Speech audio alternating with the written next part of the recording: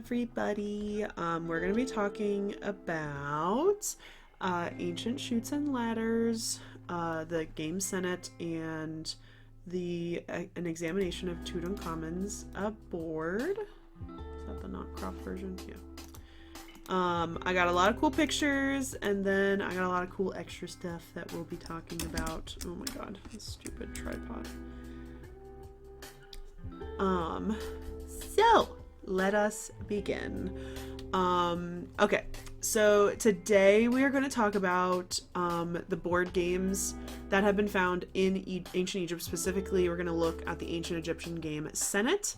I did research for a paper in my first semester of my graduate school, and I think this is one of the papers that kind of spurred my love of collecting information about different examples of a similar object, which is essentially creating a corpus, creating a large group of objects of the same type, and just kind of doing research and kind of putting them into categories and doing that like organization and stuff. We're going to talk about why I think it's Chutes and Ladders, but why I think this game is similar to Chutes and Ladders.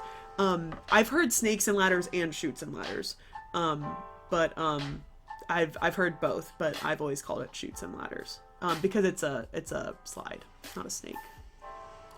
It slides and ladders, which I don't know, but I have heard both. So this game Senet is not that similar to Chutes/Snakes and Ladders. I just have always associated with it in my mind. There are plenty of other modern board games that are much similar to Senet, and we'll talk about those. Oh, you slide down the ladder, so it's the ladder game. That makes sense. You know what? I honestly had no idea if it's actually supposed to be spelled Chutes. I have no idea. I literally didn't even think about that, but yeah, you're right. It would have been Chutes with CH. Is it? Cool. It roast me in my first slide. Roast me in my first slide, why don't you? Oh my god, I just like jumped to the whole end of this. Okay, so, while many different board games have been found in a variety of ancient cultures, there are at least 6 different board games that have been found in ancient Egypt. We're going to briefly mention these 3, and then we'll talk about Senet. These are some of the other board games that have been found in Egypt. This one up here, can you see my mouse? Yes, you can. This one up here is going to be Mehen. This is a pre-dynastic and Old Kingdom game that was played on this circular board that essentially looked like a coiled snake. And it was referred to...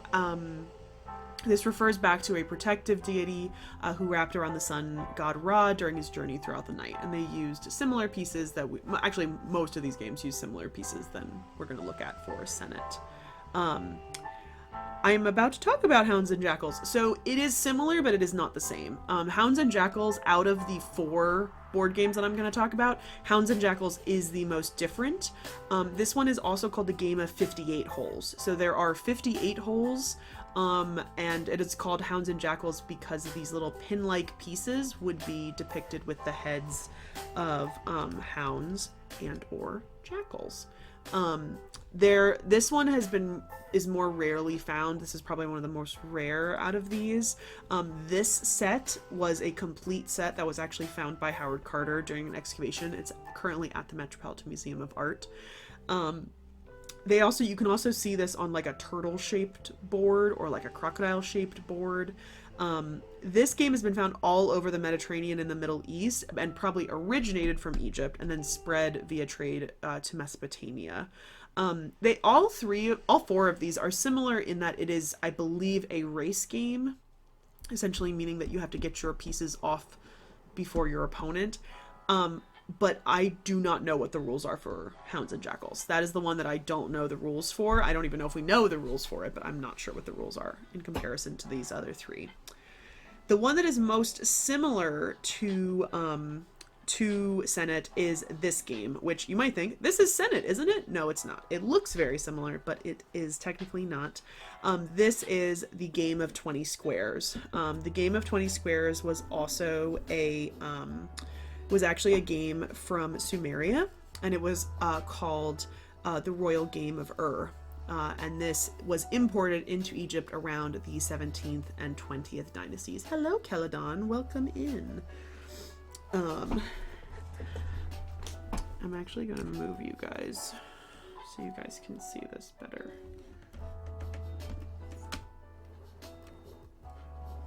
I'm going to see if I can... Yeah, that's better. I won't be able to see on TikTok. I won't be able to see the chat unless I look back. So, be patient, and I will check so often. But yeah, it's called the Royal Game. Well, okay. Did the ancient Sumerians and the ancient Egyptians call it the Royal Game of Ur? No, I have no idea what they called it. But I believe it was found in Ur, so that's why they call it. But these games are very, very similar.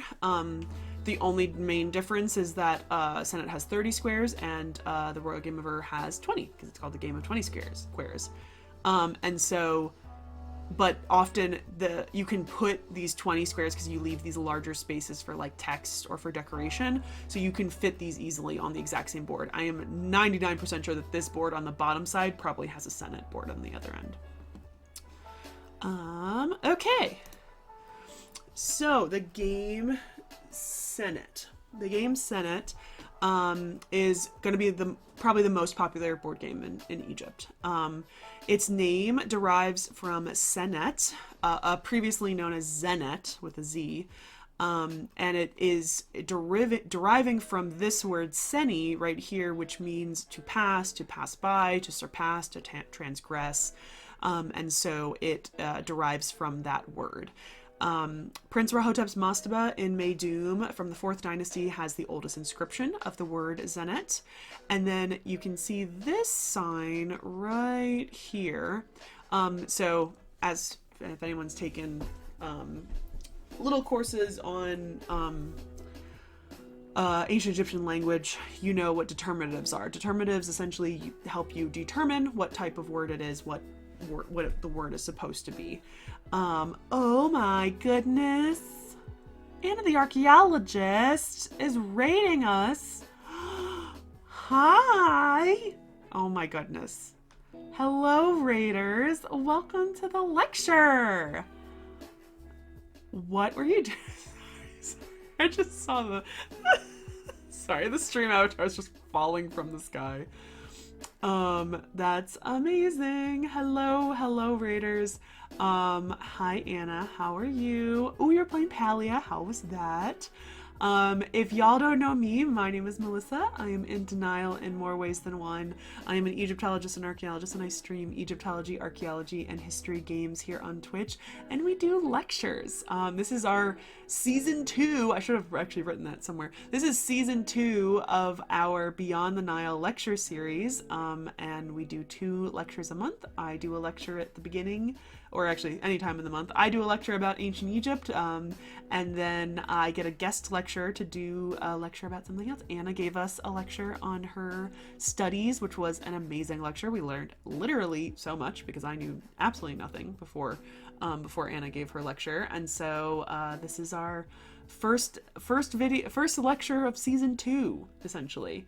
And then we have a guest lecture on the 19th. And if you can believe it, we actually got 12 different people who signed up. So we have almost a year's worth of, because we only do one guest a month, we have like a whole year's worth of people ready to sign up for guest lectures, which is like insane to me. Sorry, my TikTok thing is all the way back here.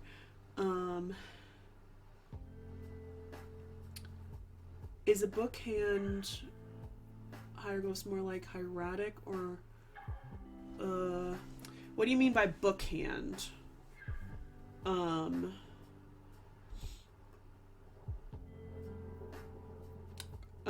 What do you mean by book hand over on TikTok? If you are seeing any of these, which I know it's a little bit harder for you, these are all hieroglyphs. These are not hieratic, if that's your question. Yes, I know. I've been talking about people. I would love Zane to sign up, but I feel bad that people have signed up, and I'm like, I'm so sorry. Like, I can book you out for January 2025. I'm genuinely like shocked by it. But I am gonna try to do a lot of events for International Archaeology Month in October. So I'm gonna try to do maybe a couple different like groups of archaeologists or historians. I know a good amount of people like signed up that they'd be interested to do something like that. And maybe pick some focuses or something. But I know I want so many people. I was talking to Moohoodles. I've been talking to Science. Science. I really want to do a video with Science where I talk about bugs in ancient Egypt and I show depictions of them, and then he talks about like the actual bugs. I would really like to do that. And Moohoodles, I really want to talk about like ancient Egyptian stars and stuff, and I want her to like talk about the actual things. Yeah, I really want to do those things, but I didn't. I talked to them before and like sent them the link and stuff, but then they didn't sign up. So those people are, even though they've agreed to do them, they're not in the sign up because I got so many new people. Like honestly, we only have one repeat person, which is Amber, the desert goddess, next month. And technically Kate this month, she had signed up previously on the last one, but we hadn't gotten to her. Like literally everyone is brand new. And some of them I don't even know or met because I posted in some interesting places, and which was great. Oh, like the type you see on the Book of the Dead. The Book of the Dead, for the most part, is going to be in hieratic if it's written on papyrus. Most often than not, you might see some monumental hieroglyphs in it, but most Books of the Dead are going to be written in hieratic because they're on papyrus. Monumental you really only see on tomb walls, on temple walls, and hieratic. You don't really see monumental ever on papyrus. But that's a very good question. So I'm giving a lecture today, and I literally just started, so you guys have not missed much at all. We're talking about the ancient Egyptian game Senet today. I'll talk about kind of the history of it, some religious aspects to it, all the different pieces you needed for the game, how to play the game, and then at the end we'll be specifically looking at one of the ebony and ivory sets from Tutankhamun's tomb. So that'll be the end of the stream. But we just got started. So Senet, here it is written out. Essentially it comes from this word meaning to pass by, but when it includes this determinative, which is literally a Senet board, it's hard to tell, but it's literally a Senet board with the little pieces on top of it, that makes it talking about a specific board game. This sign, even though in this case it is a determinative, it doesn't have any phonetic, it has no sound associated with it. You can write this sign and it will spell out the sound men, M-N, and then this sign is actually a little bit older, and it has been found even earlier than the 4th dynasty, which is when you first see the actual word for Senet. So that implies that there is a possibility that the game itself might have even been earlier than the 4th dynasty, but they didn't necessarily have a specific like word for it or anything.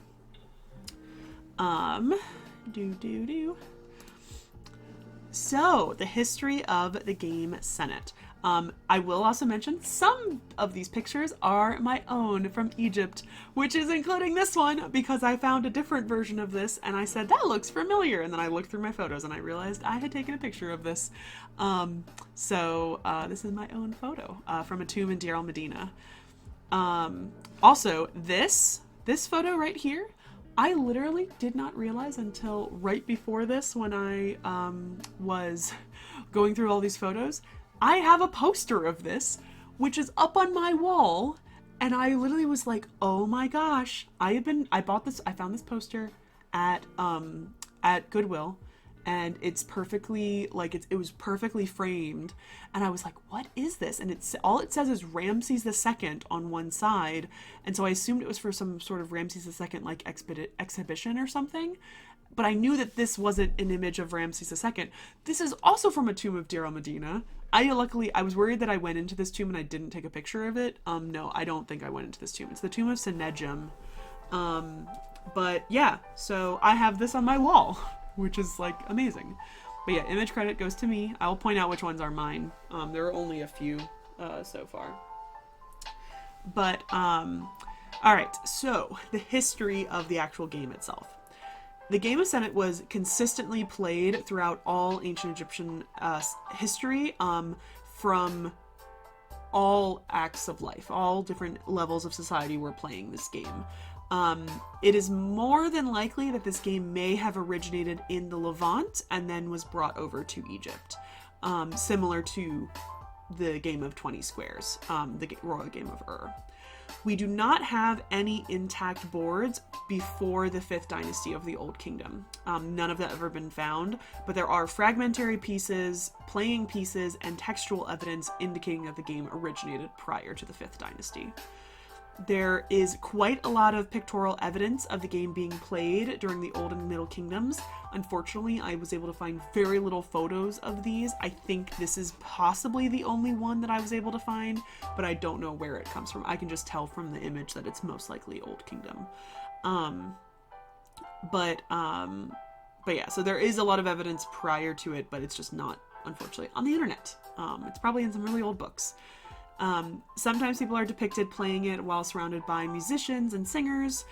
The earliest depiction we have of it being played comes from the 3rd dynasty tomb of Hesi-Ra in Saqqara. I did try to look that one up. I was really excited about that one. Hesi-Ra has some really cool wooden doorways that have been preserved with carvings on them, and I did see them at the Cairo Museum, which was amazing. But I could not find any images of the actual Senet. One of the other really cool things is that we do have, we have only a couple examples of it being depicted in 3 dimensions, like in small statuary.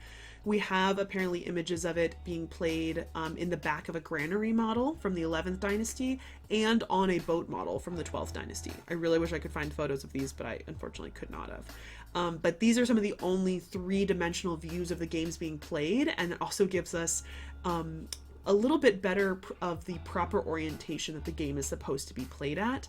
Because one of the things that we can imagine is that all of these are rectangles. And we can imagine that you probably would have tilted it actually towards you the other way. But for the picture, for the image of the Egyptians wanted, they probably were tilting it a different way so that you could see how long it was. I also forgot. I have to pull out my actual Senet board so that I can show you.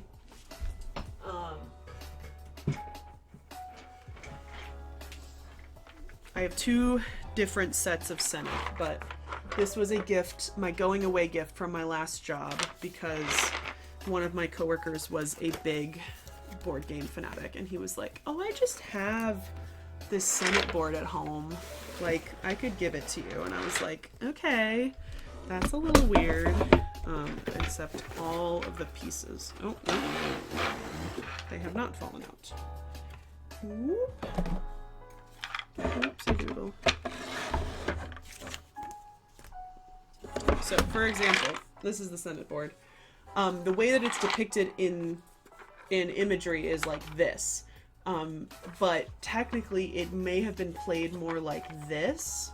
So, well, it should have probably been played like this, so that both players can go on either side of it. But when you look at it, you would only be able to see this. Thank you so much, Tommy Goes Roar. Yes, thank you. We're doing a lecture about ancient Egyptian board games, including my Senet board. But the weird thing with the depiction is that it would only show you this, which is really hard to tell the dimensions of this just by looking at this square, which is probably why they... Oh my god, I'm so sorry, TikTok. Damn it, I keep messing up. I need to figure out the TikTok live studio. I'm so sorry. I'm sorry. There we go. Okay, thank you for the likes. Which is probably why that you would see it like this. For those on TikTok, this is my Senet board.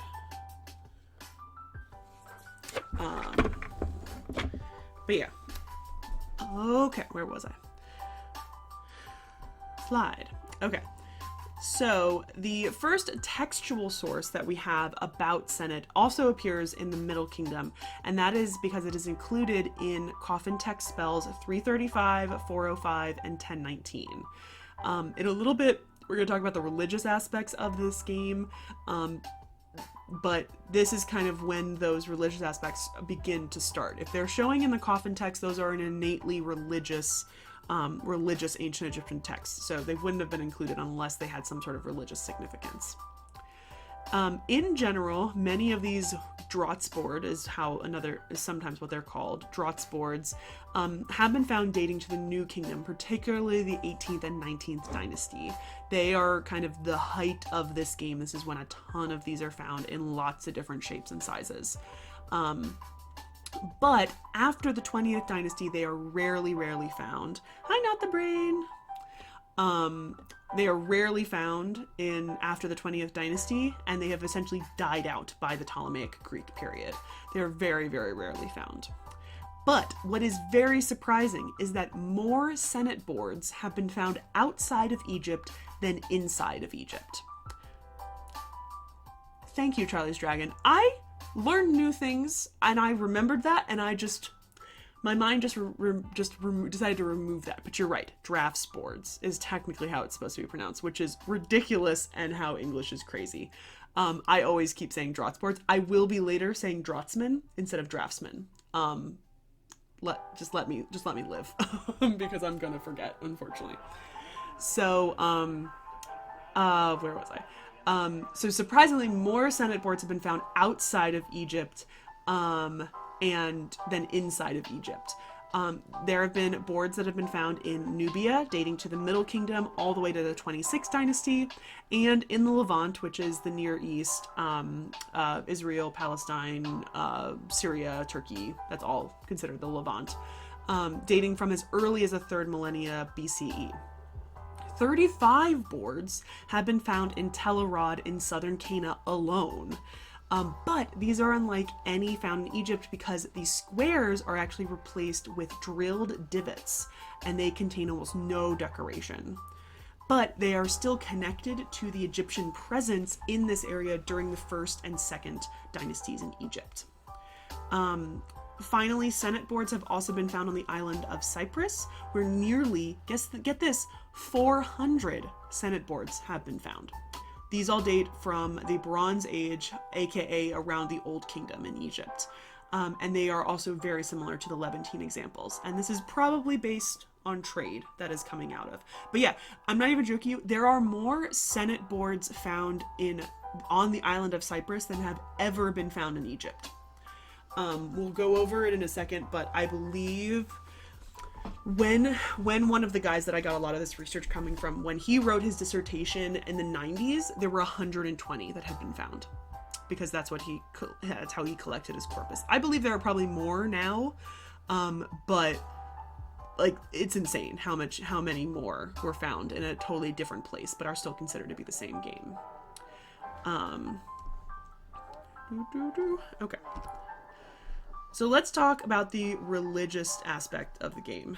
Well, no, I go back. I forgot about this.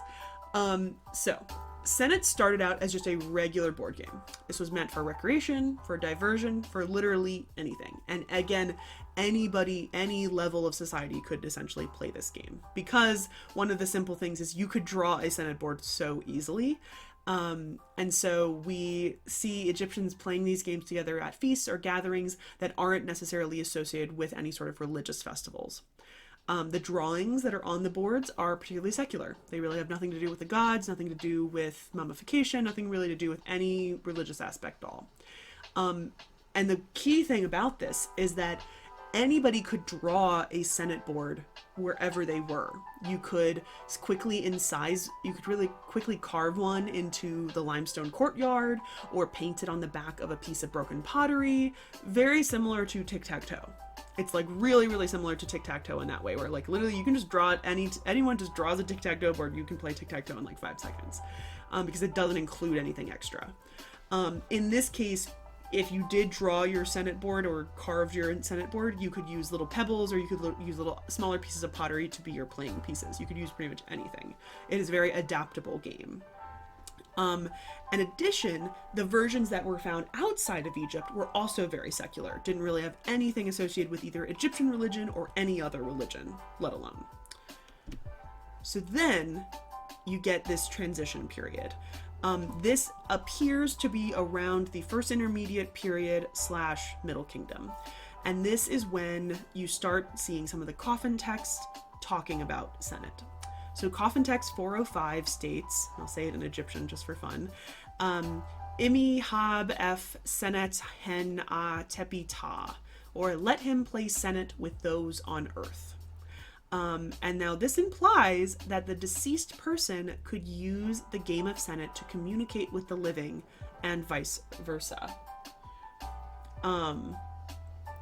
We do also have some rare Old Kingdom depictions where it appears the deceased person is playing Senet with a living person. And that means living at the time of the painting or the drawing. And technically it is kind of weird that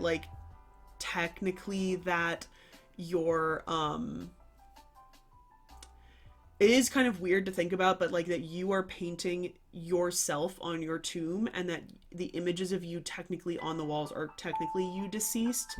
It's kind of a weird thing to think like that, but it also, I'm not exactly sure if the Egyptians meant it that way. I mean, we're getting to this part where it's becoming more religious, but there's kind of that thing where the Egyptians thinking in the moment, I want to depict myself and my son playing Senet together. Are we as Egyptologists now looking back and thinking that man is a deceased person and he is deceased and playing with a living person, when the Egyptians saw it as this is me during my life playing with my son? The complicated part about it is that essentially any time in a tomb or on a stela, on any sort of text, if somebody is deceased at the moment of that writing, you add a word at the end of it, meaning what's it called? It's dang it. Sorry guys. My live got, I don't understand why they do that. They discontinue the live unless you touch something, and I forgot to do it. But yeah, so yeah, kind of a seance board. I don't know. It's kind of hard to think about because there is definitely the possibility that the Egyptian person saw themselves as alive in that image, even though they have this word at the end of their name that indicates that somebody is deceased. So essentially in the Old Kingdom, sorry guys on TikTok, I got discontinued because I forgot to touch the phone. I just need to remember to do it in about an hour. So when you get to the New Kingdom is where the religious significance changes immensely. Oh, you see the sandals? Yeah. This is a pharaoh. I gotta figure out which one, but it's definitely a New Kingdom pharaoh. It might even be Ramses, just for shits and giggles. So the New Kingdom is when this religious aspect changes immensely. Now, the Egyptians believed in something called the Ba, which you can see here. The Ba is a part of their soul, often depicted as a falcon with the head of the deceased person. And they believed that with the proper spells from the Book of the Dead, they would help release that Ba from the tomb, and that the Ba would be able to travel freely between the world of the living and the world of the dead. But this was quite a perilous journey, and this also included that the Ba would be able to go with Ra in his travels of the night, which are also very dangerous as well. And essentially, they believed that this journey of the Ba was attributed to the last 5 squares of the Senet board, which we will talk about what is significant about these last 5 squares, which you can see here. We'll talk about what those are in a second. But they kind of attributed this. And so now the game kind of changes, and it is now between, it's almost a struggle between the deceased and his Ba. And that's this game. Those are the two opponents against each other. Later, this will become a game between the deceased person and an unnamed opponent. The unnamed opponent is essentially the obstacles that the deceased would find in the afterlife. Sometimes it's also noted as fate. This is the deceased person battling against fate so that his Ba can travel on to the afterlife. And that is why sets of Senet were buried with people, so that they could literally play this game and move on into the afterlife. This is also where we get a lot of different texts about the game being played. One is from the New Kingdom Offering Stela of Wepwawet Ramos, and this one reads that his Ba might come to rest in the midst of his corpse, that he might play Senet with it. And so he's literally, the deceased person is playing Senet against him. This will become even more important because it will then become an actual ritual that will be performed at the burial of the deceased. And that is why some of the knuckle bones, which are a rolling piece that we will talk about in a second, some of these actually may have been weighted to literally guarantee that it is an easy win, that the deceased person will win in this ritual at the burial and thus can move on to the afterlife. There's also a very interesting tale, but it's from the 3rd century CE, so it's much later than when Senet was popular. But there is a story called the Tale of Senet Kamwas, and it tells a story about this man, Setne Kamwas, who breaks into a tomb of a prince to steal the long-lost Book of Thoth, and then he has to play multiple rounds of Senet against the ghost of the prince to win the book. It's a very interesting story. I think I need to do a little bit more research and maybe make a TikTok video about that because I forgot about this story. So, here's the question. How do you play Senet?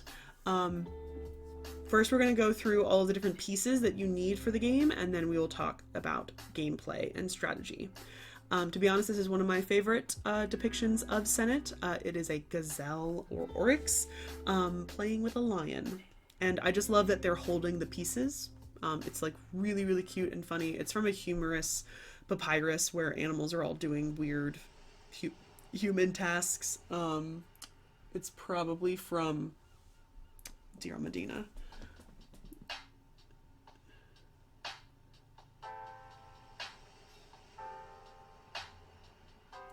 With the Senet, I do not know. That is a very good question. I got a question if there are any etymological connections with like the Senet, like literally being, I don't know where that word comes from, like the Senate of the United States. I do not know. It would be very interesting. It would be, what would it be implying? Maybe that like, it's a game. It's a game to be played. No, the Royal Cache TT3220 is not open, so you can't go see it. So no, I did not unfortunately get to see it. From what I gather, the tomb, if I remember correctly, the tomb doesn't really have anything going on for it. I did see quite a few of the items from TT3220. I have a friend, he's giving the answer, Aeon. It is Latin and it means the highest council. So, probably not. But also, I don't know the association with Egyptian and Latin, and if any of those things carry over. Might be interesting. That's a very good question. I do like that well, I will say, whenever I was doing the audio voice to text, it kept spelling it Senet. Even though I feel like in my mind, I am saying the two words differently, but when I'm listening to myself, it actually, I can tell it's not saying any sort of difference. Okay, so let's go and talk about the Senet board itself. So, most of this research comes from this one Egyptologist named Peter Piccone. I don't think I'm pronouncing it correctly. If I remember correctly, when I did this research, he worked at like the University of Charleston, I think. But he, for his PhD thesis, I think in the 90s or 80s, he collected a corpus of about 120 Senet boards from Egypt. I was very lucky to get access to his paper, which, this is a very, very funny story. Apparently it comes from Senex, which means old man. That's really funny. Did you hear that? It might come from the word Senex, meaning old man. Thank you, Baha. That's would be genuinely hysterical if that's true.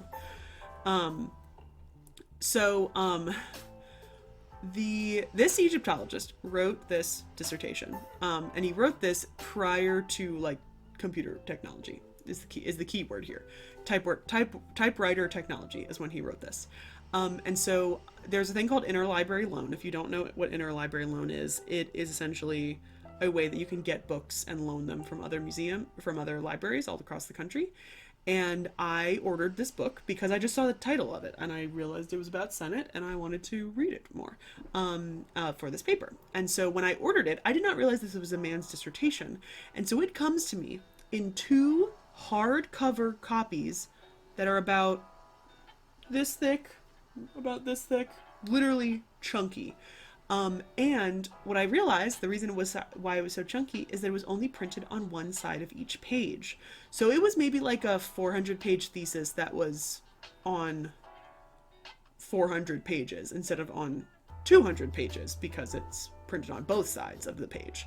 And then if there were any photos in this thing, it was actual photo paper that was glued into the book. So I pretty much determined that I think I got it from this guy's university where he did his PhD. I think I got the only hard copy besides what he probably has somewhere in his own book, in his own library. I think I got the only hard copy of this guy's PhD dissertation, which was genuinely wild. But I learned a lot. And so it's really cool that he had essentially this whole like corpus of all these different pieces. And so he was able to define, oops, sorry, there's an ad. Give me 30 seconds. Ask your questions now.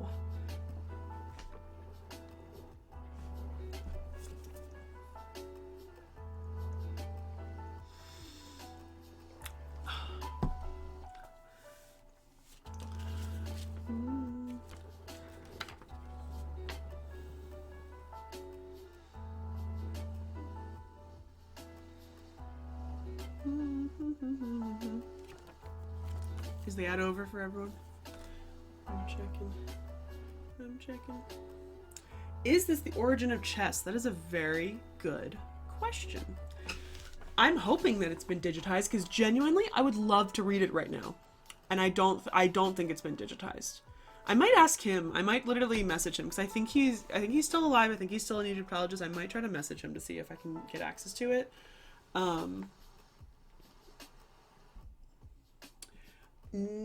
There are theories about which tomb that is, but I'm not caught up with what the theories are. I don't believe this is the origin of chess. I'm sure there is a different version of chess, because when we talk about the rules of this game, I think you'll notice there is one pretty big distinction of chess. Because in chess, the pieces defeat each other, and that's how you get them off the board. This way is not. You don't defeat. This is a race type game, if that makes sense. This is a game to win and get your pieces off of the board, which we'll talk about. But I'm also very curious what the origins of chess are. I'm sure they are very interesting. And I'm sure it's loosely based off of all these different boards. They have a very similar structure to them. Oh, chess comes from Iran? Huh. Well, that does actually, I mean, this is possibly coming from the Levant, so I'm sure that they're kissing cousins. I'm sure they're really close, but very not at all. Yeah, actually, it's closer to checkers. Yeah, but if between the two, chess or checkers, it's closer to checkers. I forgot about checkers. So, one of the things that Peter Picone did was he defined the three major types of boards that you see in this corpus. So the first you have are called slab style. I don't really have a good image. This is sort of slab style, but I couldn't really find a good image of a slab style one. These date from the Middle Kingdom and beyond, but are mostly found in the New Kingdom. They are rectangular slabs made from wood, limestone, and could be inlaid with ivory squares. The majority of these have been found in tombs and may also contain another game on the other side of the board. More than often, it's the game of 20 squares.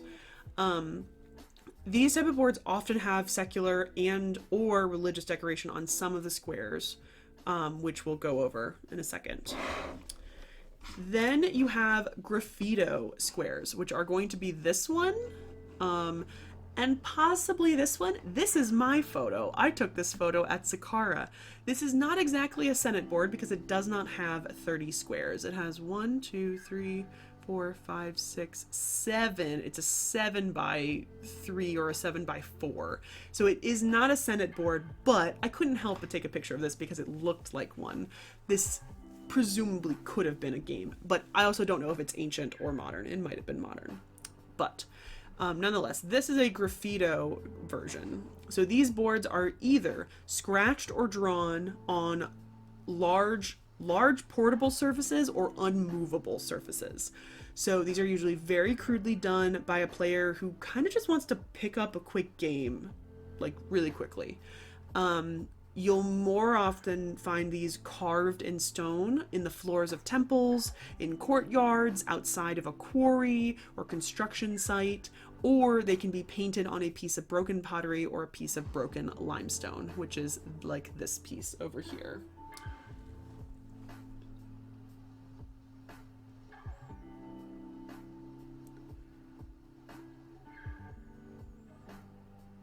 Nope, the pyramids of Giza are tombs. Sorry. They're just tombs.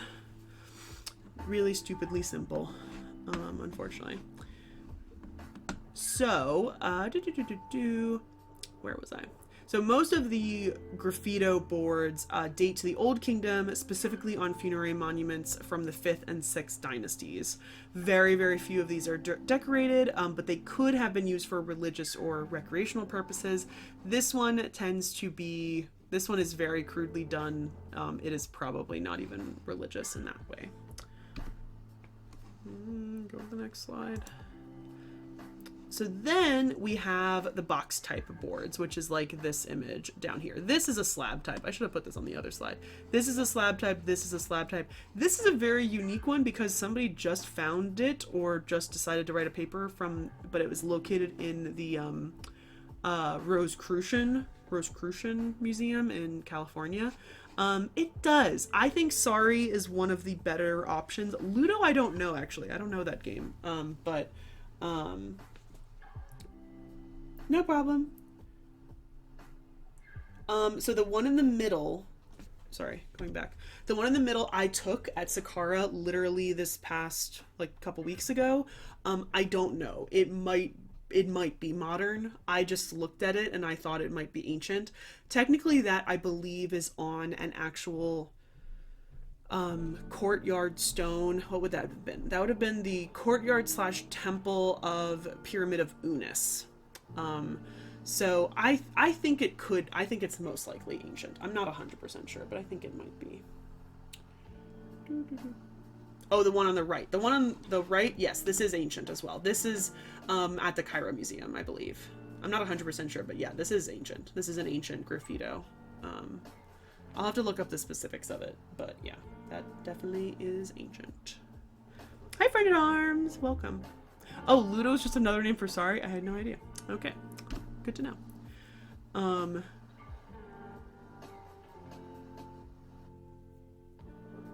The board looks vaguely similar too. I mean, who knows if these all just don't originate from like a one master board game and then people keep changing things and adding things, because honestly I feel like that's a good way to keep it going.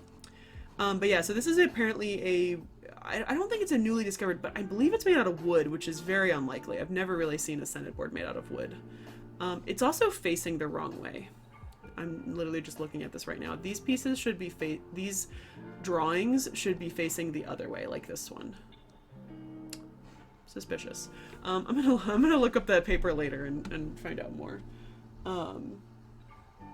Yeah, it's hard to see, Melissa. It's actually a large piece of limestone that has kind of chipped off. Oh my god, I'm so sorry. I'm really bad at keeping this in the same way. Yeah, it's a giant piece of limestone. They call that an ostraca. An ostraca is either a broken piece of pottery or a large piece of broken limestone that an artist and or scribe have written on as scratch paper. And so they're using it as scratch paper, but it's not made out of paper. Asia Monopoly, do not pass the Valley of the Kings, do not collect 200 Deben. I love that. It's so good. So yeah, so the final type, we have the slab type, which is up here. We have the graffito type, and we have the box type. They're very, very simple. This is the most common board that you will find, and it is only found in the New Kingdom. Now, the development of the box type Senet is most likely due to the Game of 20 Squares / the Royal Game of Ur coming to Egypt. Again, that game came probably between the 17th and 20th dynasties, so essentially in the New Kingdom is when it was transported from Sumeria to Egypt via trade. And the box type was really easy because you could flip it and you could put another board on the other side, and it usually was the Game of 20 Squares. Because that's what the Game of 20 Squares was frequently put on. It was put on this little box. But the box with the drawer allows you to store a ton of stuff. It allows you to store all of your different pieces, and it will have this very typical Egyptian style sliding bolt that you will slide this little piece into the little hook that's on the end. Yes, Friend at Arms. Yeah, we just went over the history of it. It's as old as the Old Kingdom. The word has been since the 3rd dynasty.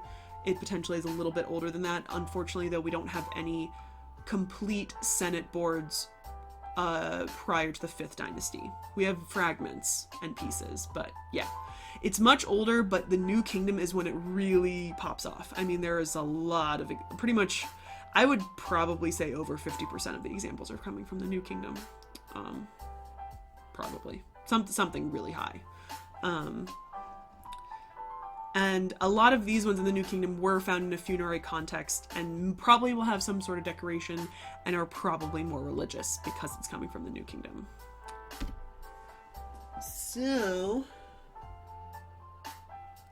let's talk about the images on the actual squares. So, on the board, there are going to be 30 squares. They're going to be in 3 rows of 10 squares. And the squares are going to be numbered 1 from 30 starting in the top left, but it also is going to go over. So it starts here, it goes all the way down. You go down 1 row, you go all the way over, and then you go down and then you go all the way over. No, I did that wrong. Sorry. You start here. You go this way, down, this way, down, this way. Nope, never mind. I did the right way first time. Whatever. But yeah, you kind of go over, down, down, down, down. So the a couple of the squares have special names, and they are sometimes decorated to talk about and indicate those names. More often, it's only the last 5 squares that are going to be decorated, but sometimes the 15th square is going to be decorated. So the 15th square is called the House of Rebirth. This is sort of dead center in the 2nd row, but this is going to be commonly associated with a mummification workshop. The House of Rebirth, the House of Life is sometimes what it's called. Well, the House of Life is what literally a mummification workshop was called. It's called the House of Life, the Peronk House of Life. And so this square is often going to have a Ankh symbol, which is the symbol of life.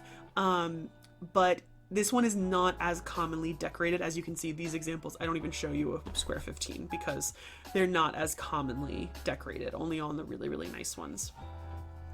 Square 26 is going to be this square right here. Square 26 is called the Beautiful House. And that would be Nefer, Per Nefer. It is called the Beautiful House because it will feature the hieroglyph for the word beautiful, which is this, which looks like a guitar or looks like a lute. It is neither of those things. It is a trachea and a heart of a cow, I believe. No, it's not the I think it's a spine and a trachea. I can't remember. Where's my cheat sheet? I think it looks like a guitar. I've always thought it looks like a guitar. Is this my cheat sheet? Oh, it's my favorite. Baha. Oh, I'm pretty sure it's a trachea and it's something else. It might be of a human though, but I thought it was a cow. Oh, it's a heart and a windpipe, excuse me. It is the heart and windpipe of a cow. We don't know why, but it's a throat and chest organ of a cow, and that means beautiful. No idea why. It also means good. It has a lot of words. I'm sure that it might be associated with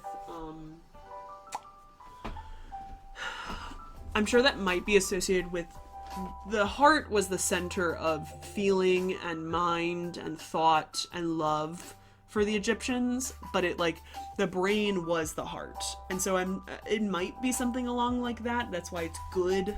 I'm not exactly sure. But yeah, the trachea is the windpipe. Okay, I was very close. So yeah, I had to look that up to confirm. Oh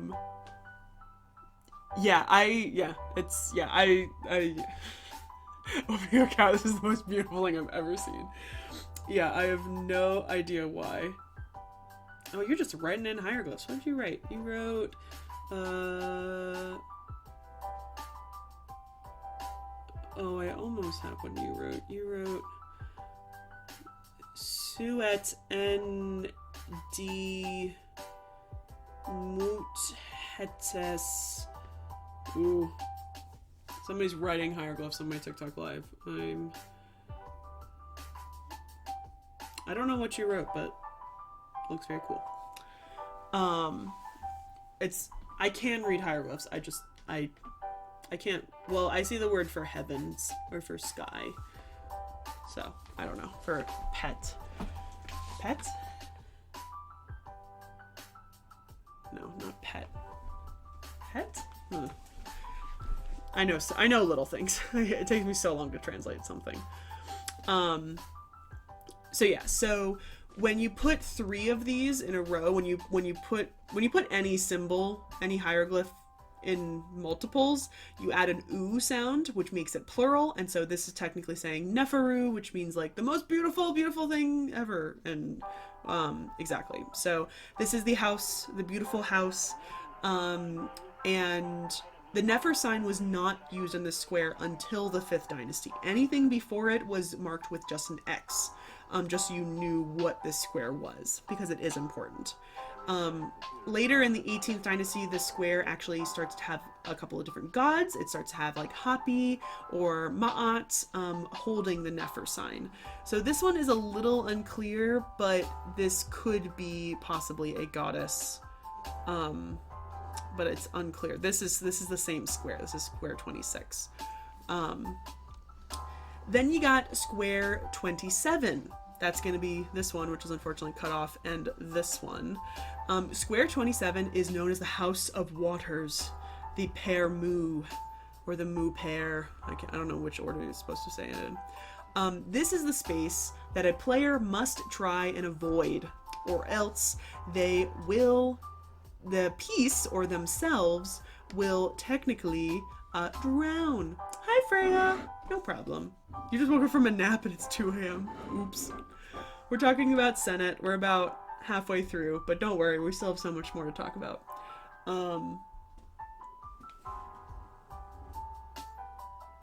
That's okay. My name in hieroglyphs is Bit. It's a B, and then a T, and then a woman. Or and then a line, and then a woman.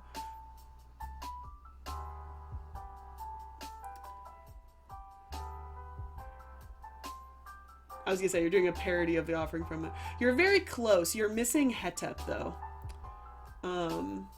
That's what I thought for a second you were doing an offering formula, but you're missing Hetep, which is the most important part of an offering formula.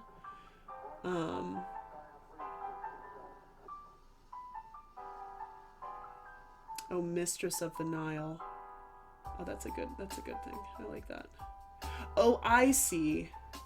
I see, you wrote Melissa and you put those two little things so that it's a cartouche. I see that. I see that now. You're very close. You're missing a couple different things, but I'm going to do a whole thing about the offering formula because it's really easy to write. Hi, Texas Graybeard. Which doesn't take much.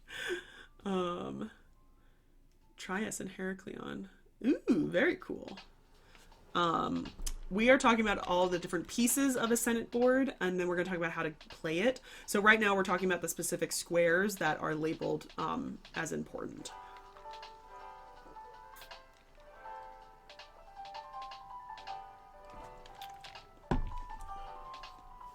So, square 27, it's going to be this one right here, which is chopped off, and this one is going to be the House of the Waters, where if you land here, you will die. You will drown. Your piece will drown. You will drown. It's the same exact thing. When your piece lands on this square, you have to be reborn at square number 15, the House of Rebirth, the place of mummification, the House of Life. So if you land on this square, it is a trap, and this is why I associate this game a lot with Chutes and Ladders, because it reminds me of, like, you landed on that piece, you have to go up now. That's why I have always associated this with Chutes and Ladders, even though in general the entire game has nothing to do with Chutes and Ladders, but this aspect of it has always reminded me of Chutes and Ladders, which is why I always usually call it. And that's the whole thing I wanted to my precursor. It is much closer to like Sorry or Ludo or whatever you guys called it, but like it is not. I always think this part reminds me a lot of Chutes and Ladders, because it's like if you land on this spot, you gotta go back up. No matter what. Precisely one shoot. Yes, thank you. It is very similar to Tic-Tac-Toe, but it's a... Oh, the game you played is like Ancient Tic-Tac-Toe. Very cool. That's very cool. I didn't know they had an Ancient Tic-Tac-Toe. That's awesome. See, that's the thing, is I didn't know that Ludo was Sorry. You guys kept saying Ludo, and I was like, what's Ludo? Ludo's apparently Sorry. I haven't played Sorry in a fortnight. Probably multiple fortnights.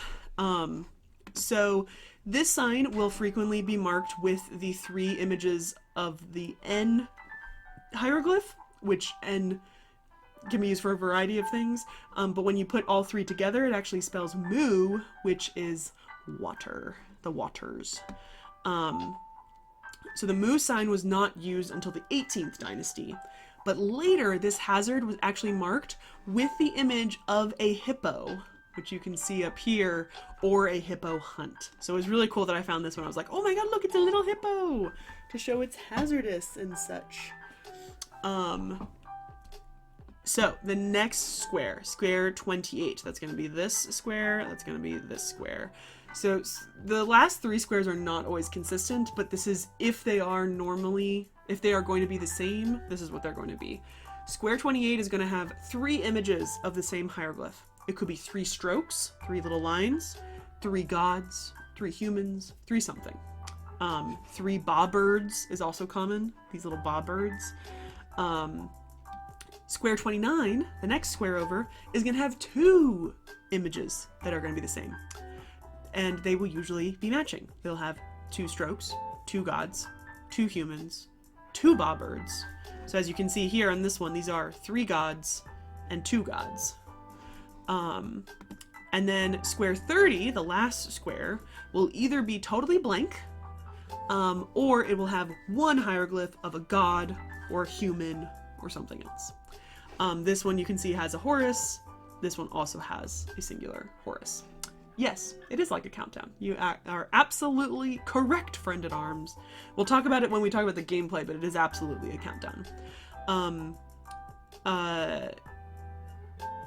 So originally these squares were just like the strokes or just like random lines or something.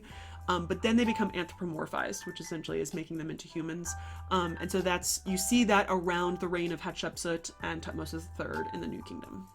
And then later, when the game becomes even more religious, that's when you see the gods, and then you see the Ba birds, something that is much more innately religious than just humans or people. Okay. Draftsmen. I'm still going to say draftsman instead of draftsman. These are the playing pieces. So these are going to be the next most important pieces. You definitely need these pieces or else you cannot play. They come in lots of shapes and sizes and can be usually used interchangeably with games like Menot, games like the Game of 20 Squares. Yeah, that's my little doggo. I love him. He probably wasn't used for Senet, but I had to include him. And then the lion pieces, you can see this one is sitting on a Menot board. These are all very interchangeable between a lot of these different board games. And so, unfortunately, a lot of these board games are not found with the pieces that were meant to go with the board. So often they just all get kind of lumped in together. These are going to be the standards. These are going to be the ones that you're going to see time and time again. You're going to see the cone shape and the spool shape. Yeah, very similar to Monopoly pieces. The cone shape and the spool shape, those are going to be the most common that you are going to see. And they can be a little bit more elaborate. These are pretty simple. These are faience, but they could be more elaborate. The first time that any of these were associated with the Game of Senet is in a First Dynasty tomb in Abu Rawash, which is pretty amazing. It's pretty old.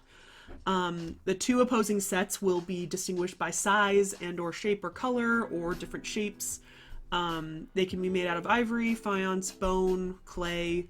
There is a possibility that there could have been ones made out of precious metals, but none have been found because those would have been things that would have been like to be robbed.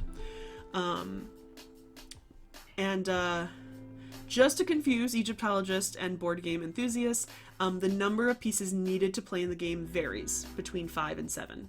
We do not have like a consistent, you always needed 5 pieces, you always needed, no.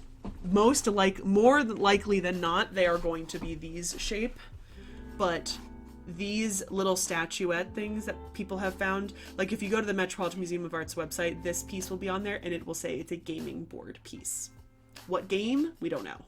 But it's something that I don't know if they're calling it a gaming board piece because it was found next to a gaming board, or if they are just assuming that it's really tiny. It's like maybe this big. If they just assume that something that tiny can't be anything else than a gaming board piece.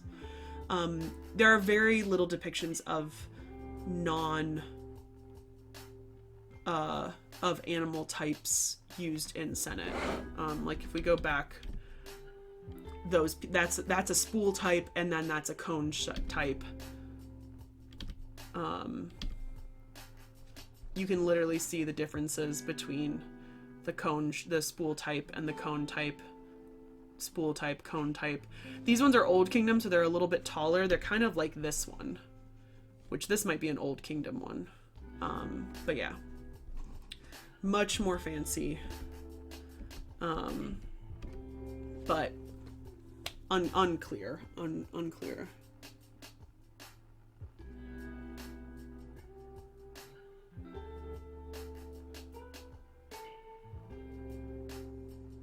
I think you may have. I have to look at it. It's hard to see it when you type, when people type, when it only lets you type it out like that. But I'd have to look at an offering formula to confirm. I still need to do a TikTok video about offering formulas, because I know that's something that I think people would really like to be able to read pretty easily. But yeah, that looks better because you got the head tap. As long as you have the head tap, like, I can always believe.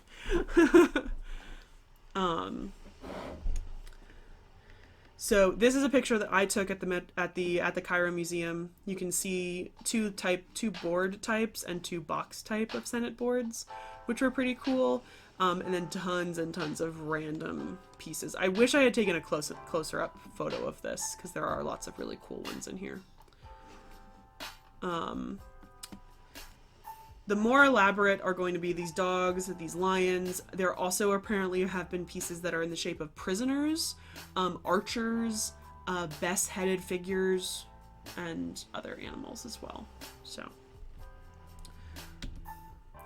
the next thing you're going to have is something called a casting stick.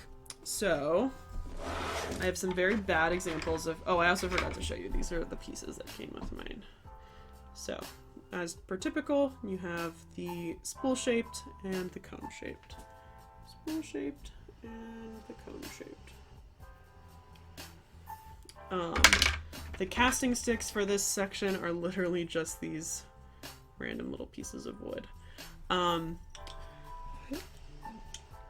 So casting sticks were used as the randomizing agent to determine how many spaces the draftsman will move.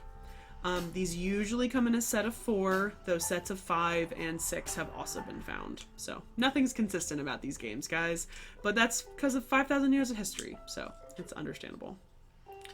These have appeared from the 1st dynasty until the 18th, and then these seem to kind of fall out of fashion pretty quickly after that. Usually these are small slips of wood or ivory with one round side and one flat side, pretty much. One round side and one flat side. The rounded sides are going to be the ones that are going to be decorated. Sometimes they will have incised lines. Sometimes they will be stained a particular color. In the New Kingdom, they become really elaborate, and there are some of my favorites where one half of the stick will be in the shape of a finger with a fingernail and little knuckles drawn in the middle of it. And then on the other side, it's going to look similar to this one, where it's going to have the head of like a jackal or a dog on the end. Now, the 2 sides of each of the casting sticks represents a number. And when you throw 4 sticks, so for example, if you throw 4 sticks, you can receive a number from 1 to 5. I believe it is if they are upright. Honestly, I'm unclear. One flat, this is not an exact example. This could be just anything, because this is just what this book tells. One flat side up is a 1. 2 flat sides up is a 2. 3 flat sides up is a 3. 4 flat sides up is a 4, and then 4 round sizes up is a 6. It's not always clear, but it's because this set comes with 5 for some reason. Also comes with a die, which was not used, and I'm not talking about tonight, but I don't know, this game is a little weird. But it's cool because I just like having a drawer type. I also have one somewhere else that is a flat one. It's that yellow box up there, but I don't want to take it out. It's gonna take too long. Okay. So, I'm not really sure why, but we have very, very little archaeological remains of these casting sticks. These 2 images are some of the only ones that I could find on different museum websites, not including the Tutankhamun ones, but it was really, really hard to find anyone. And this one is particularly very short. It is much shorter. Most of them are like this long. This one is probably half that, if not less. So I'm not really sure why. If they're wood, I guess it's organic. I guess it's harder for things like this to preserve, but I'm not exactly sure why. Then you're gonna get the knuckle bones. So the knuckle bones are also called astragali. These serve the same exact purpose as casting sticks, but they do not appear until the 17th dynasty. So these eventually will replace casting sticks. I wish I had any knuckle bones, but I do not have any. So these could be made out of actual knuckle bones from, actually I have no idea what animal, but some sort of animal. These could be made from actual knuckle bones. They could be made out of wood. They could be made out of ivory, or they could literally be made like out of resin, like carved out of resin or something.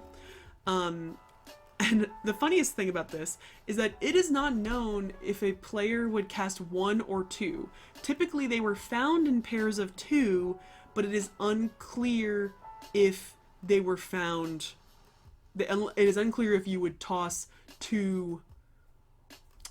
See, I was gonna say a cow or a sheep and a goat, and then I was literally thinking they don't have knuckles. But I'm thinking obviously of human knuckles. I guess, are human knuckles these? Or, oh wait, human knuckles are these. For some reason I thought, no, this is my knuckle. I don't know. I was like, cows don't have knuckles, but apparently they must, or something. But yeah, knuckle bones. I guess knuckle bones maybe are just like small bones of the hand or something.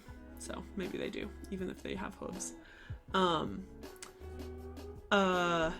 So they were found in pairs of 2, but it is unclear if you would toss 1 or 2 to be able to get the number that you want. Also, I have absolutely no idea how they knew what number based on how it fell. I do not know. Peter Piccone, who did the research, he actually speculates that 1 would typically be used in the image of somebody like playing Senet, but actually 2 were tossed. Like that you would only use 1 as like a simplicity, just like for the image, but you would actually toss 2 to get the number that you wanted. And then, as I mentioned earlier, there is some evidence that some of these astrogali were weighted, which could indicate that they were used for ritualized gaming, so that the player was always intended to win, so that they could always essentially get to the afterlife. Yeah, Freya, they are hard. They are hard to know, especially when none of it's written down. So a lot of this is all speculation. And also, it's 5,000 years that this thing is going around. The rules are gonna change. So now we're getting into the how to play, which is going to be very difficult to really kind of tell you guys how this works. Oh, bearing Tutankhamun? That's a good question. I feel like we have to have at least 1, but I don't know.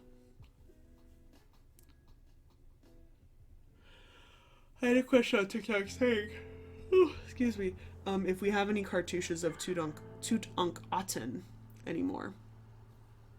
I feel like there are, but they're only found in Amarna. I don't think anything in his tomb still says Tutankhamun. But I do think that there are small amulets. I think, I'm now thinking about some of my research about Amarna. I think there might be some small pieces that, oh, thank you. It's a dress. And it has, stripes at the bottom. It's a little sweater dress. I do like this color.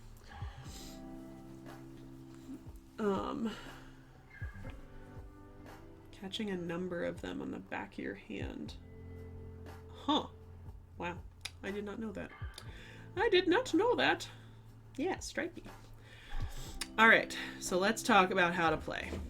So, to get ready for the game, you are going to line up all your pieces starting from the top left corner, going every other piece from you and your opponent.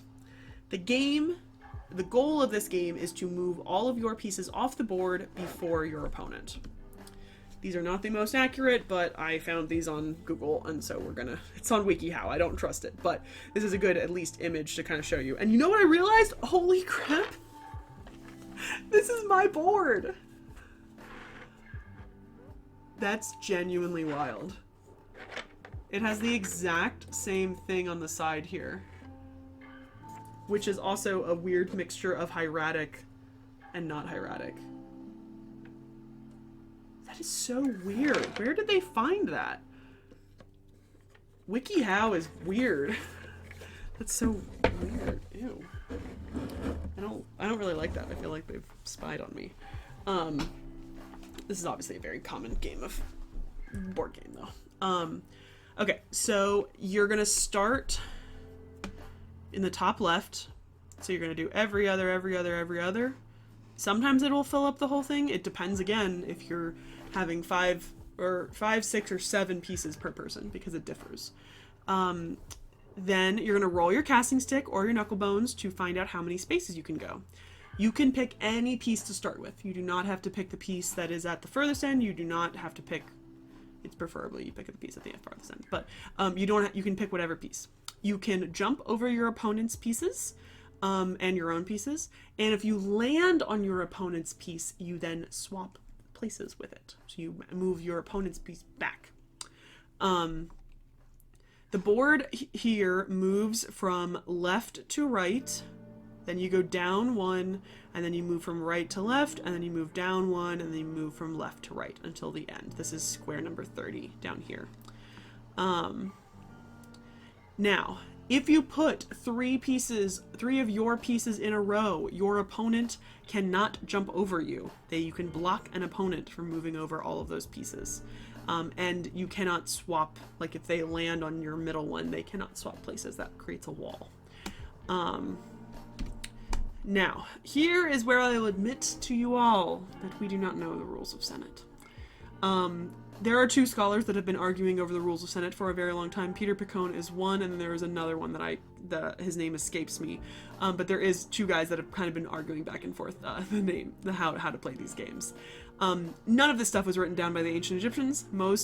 At most, we are interpreting based on the type of game, the images of the game, writings about it very in general, and then any other similar games that we have where they may have had more written context.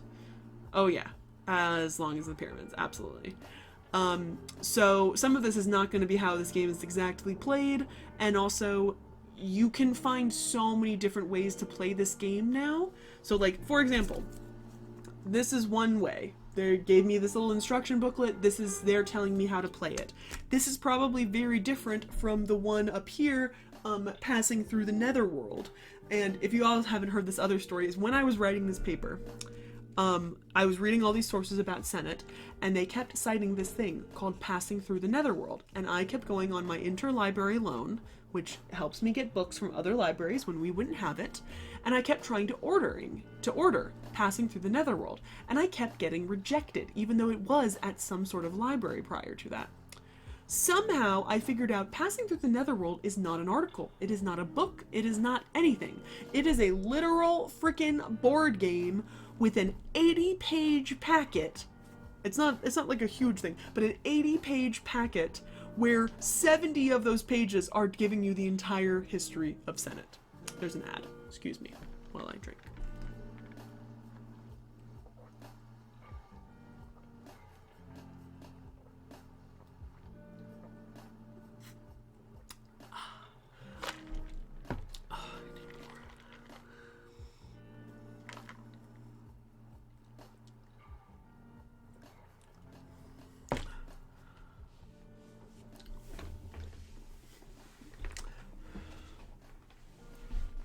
Yeah, so essentially people were referencing this packet because it's written by one of the other guys who done all this research in Senet.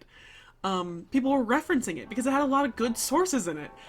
So I had to end up going on eBay and buying the game to get access to this little packet because the library would not send it to me.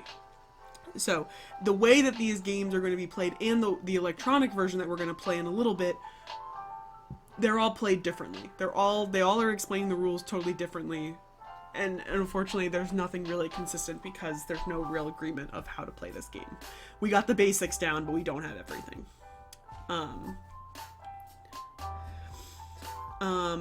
So some scholars say that this is square 15. Some scholars say that you have to land on square 15 before continuing on. Now, the thing that is unclear is that it's unclear if you have to roll an exact number to land on that spot, i.e. like sorry rules, like the rules for sorry, or if you have to just stop there whenever you reach it and forfeit the rest of your moves, i.e. like the game of life rules, where they have those stop no further and you forfeit the rest of your rules. Unclear. It is not clear. And then there are other versions where you just go right past that space and you ignore that space until later. Senet 3.5. This is so funny to think about. Senet 3.5 is the religious one. Dungeons and Senet. If I ever end up getting to do this like Dungeons and Dragons Ancient Egypt themed game that I've ever wanted to do, the people are absolutely playing Senet, and it's gonna be really funny. So it's everything is unclear pretty much.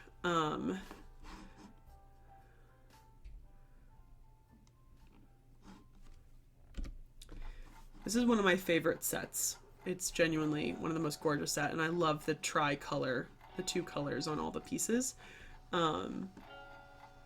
So we know we have not found a complete Senet board prior to the 5th dynasty, but we have found fragmented ones earlier than that. And the first time that the name ever comes up is 3rd dynasty, but there's apparently playing pieces in a 1st dynasty tomb. It's kind of half and half. But very early Old Kingdom is pretty much when we know the game has been around. But yeah, it is quite ancient. Yeah, actually no. If it's 3rd dynasty, pyramids are 4th dynasty. So around the time of the pyramids, the Great Pyramids. The earliest pyramids are 3rd dynasty. This, I don't know. I think this might be faience. I don't know what the black is, though. I don't know if those are painted. They might be marbled, like literally faience mixed with a darker ceramic. I gotta look this piece up later. We'll look this up on whatever website. I think it's, based on the background, I think it's the Metropolitan. Or it could be, no, I think it's the Metropolitan Museum of Art. I can always tell what the photos that the Met does are so nice.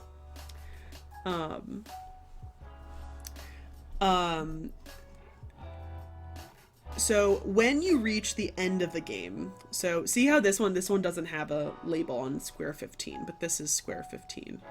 10, 11, 12, 13, 14, no, this is 15. So after you go back down this way and then you come over here, then you reach the last squares 26 through 30. So you have to avoid square 27, the House of the Waters, or else your piece will drown, and then you must go back and get revived on square 15, the House of Rebirth. Got it? It does seem like you have to get an exact roll to land on that obstacle to be able to die. It's not you are able to pass over it if you get a higher roll. But to then roll your pieces off the board, you do need an exact roll to get each of these pieces off, which is why there's that countdown, 3, 2, 1. You need, if you land here, you need to get a 3 to get off the board. I think you are still allowed if you get a 1 or a 2 to continue on, but to get off the board, you need an exact roll. And the way that the game is played is that you just continue to do this until all your pieces are gone. And that's it. That's how you play the game. Any questions so far? This is a time I might take a quick break. I might take a bathroom break. Because we're gonna, this is the end of this is about Senet, and then we're gonna move on into talk about Tutankhamun's Senet. Explain the rules for dummies. Actually, you know what we're gonna do? We're gonna play the game now. How about that? I'll show you how to play the game. So, give me 2 seconds to pull it up. So, if you didn't know, on Steam, there is a really cheap Senet game. And if you want to play it, you can play it with your friends. So, we're gonna play it right now.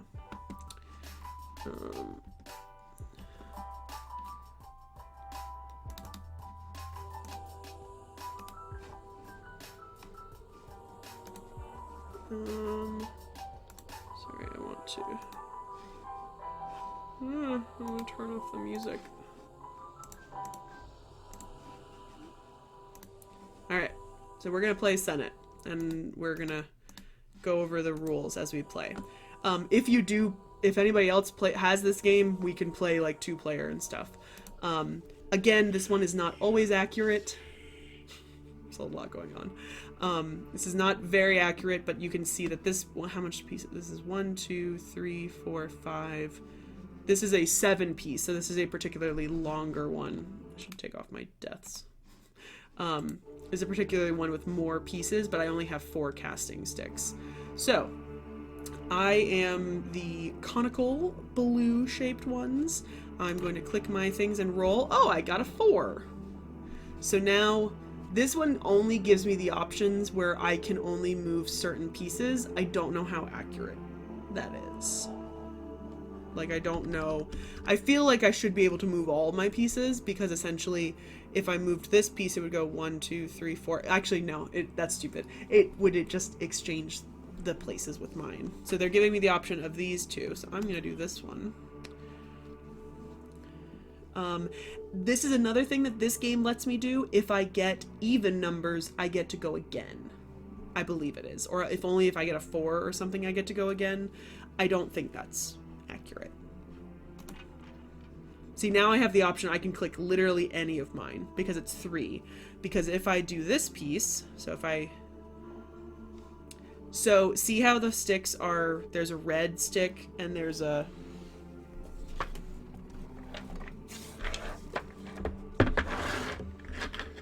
so every single casting stick is going to be round. See this? It's going to be round on one side and it's going to be flat on the other side. What you do is you throw the casting sticks down, and if you get 4 flat side up, well, any flat side up is the number. So this one, because there's one that's the rounded side, you can't see it in this game, but the flat sides are the undecorated side. So this one is I have 1 that's on the curved side and 3 that's on the flat side, so I get a 3. If I believe I get all 4 on the rounded side, I get a 5. Or a 6. Something. It's either 5 or 6. Does that make sense for you? Tombs and Senet. I think it needs to be Tombs and Senet. Pyramids and Senet. Korean Yutnori? That's very cool. I didn't know that. Yeah, so the white is 1. Because that's the flat side of it. No, you didn't miss that. We only started talking about that when you were here. It's literally just these weird casting sticks.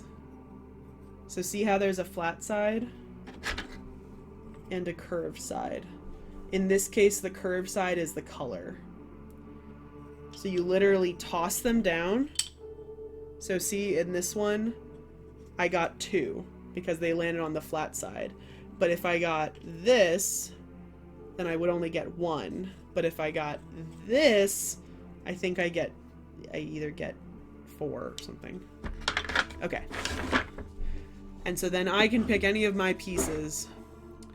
So I'm going to show you, if you click this piece, if I click this piece, it goes 1, 2, 3. I will get to swap places with this. So if I do this piece, I move my opponent's piece back. I get to swap. Now it's his turn.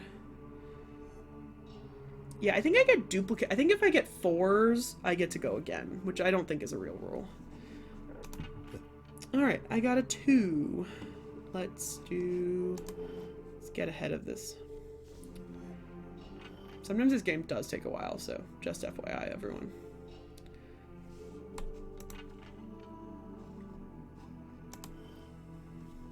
So because all 3 of mine are in a row, my opponent cannot move any of these 3. I've essentially blocked him. He got to go twice in a row. Keep rolling 2s. Is also like Yunori. Yeah, I think that means you get to go again. No, he swapped my piece. Oh, I only get to go 1.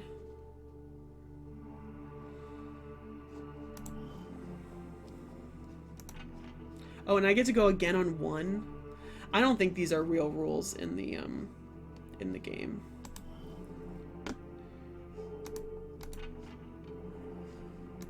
I'm gonna try to get 1 piece off very quickly so that you guys can see what I have to do at the end.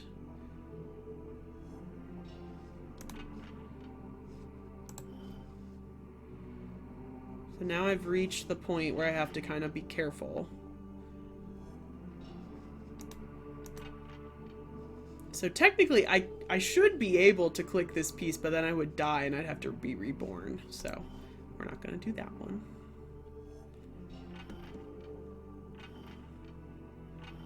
Oh, he's getting a lot of ones. So I can still do this because that's the house of the beautiful house. So that's fine. Oh, in this one it glows. So I could click this, but that means I'm gonna die. So I'm not gonna do that one. I'm gonna do that one. Ooh, I got a 5. See, I rolled them all on the curved side. So then this means I can go 1, 2, 3, 4, and then 5. I'm off the board. Woo! So that's a perfect, I had to get a perfect thing to be able to get off the board, and it lets me go again.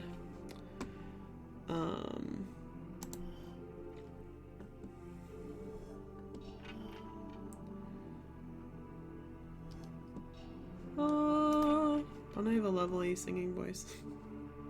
Swap that. That little bee is so cute.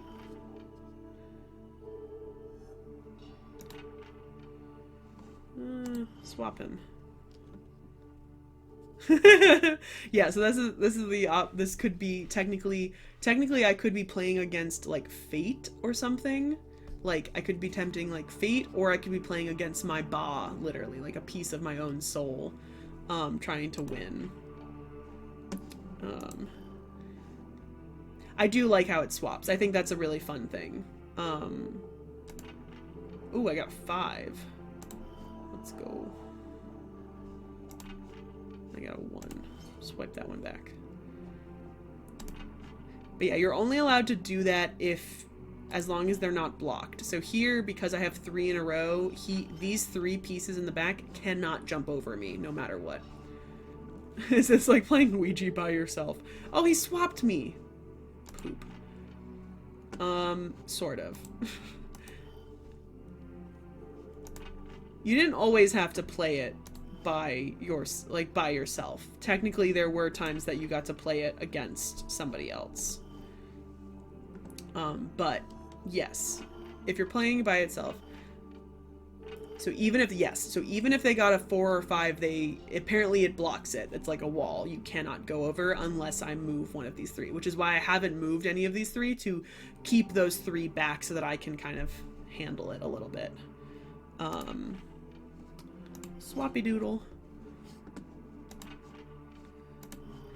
And I think if I remember correctly, there is also a rule that if you are in this space, if you are in the last 5 spaces, you cannot be swapped. I think that may be why my thing is glowing, that I'm not allowed, no one is allowed to swap it, which means essentially you're not allowed to go onto that space. So if this guy got a 2, he could not move that spot. I think that's part of the rules as well. Oh, see, I can do that, and I can bypass the evil waters. And see, now I'm a green, so I'm safe.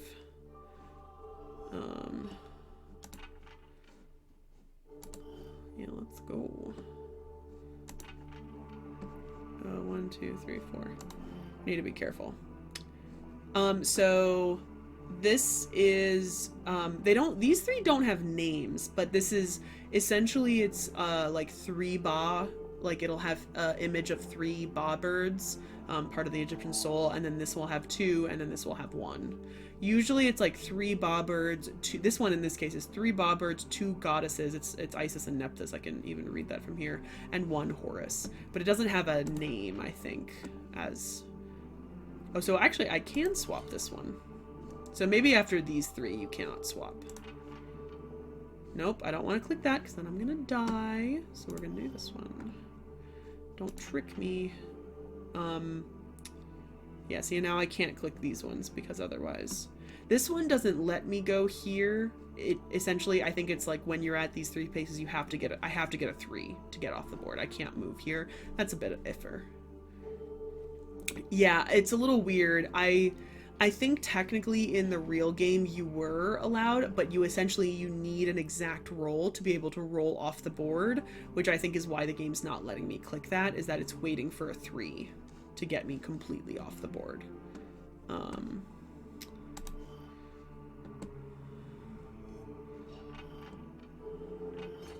No, he swapped me again.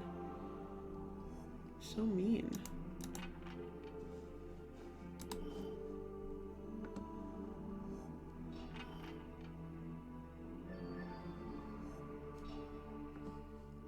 Yeah, I think that's what it is.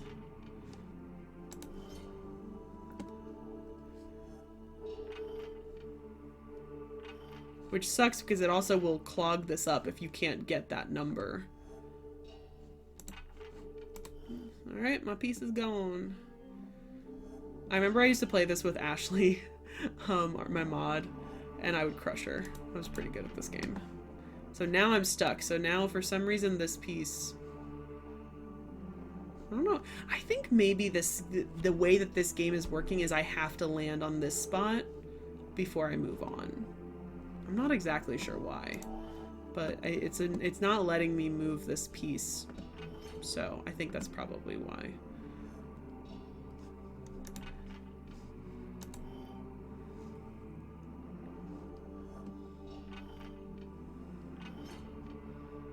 He's swapping my pieces around.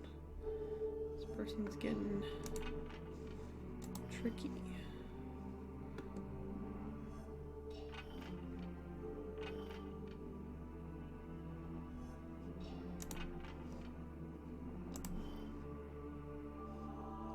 Again, this is not, I think, the most accurate way to play, but it is fun that it's electronic and I think does a decently good job.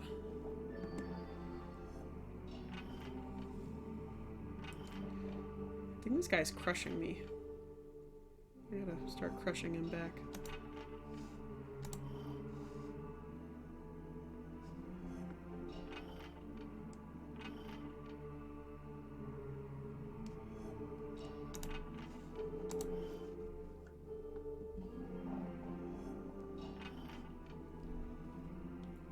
Yes, that was at the very beginning of my stream.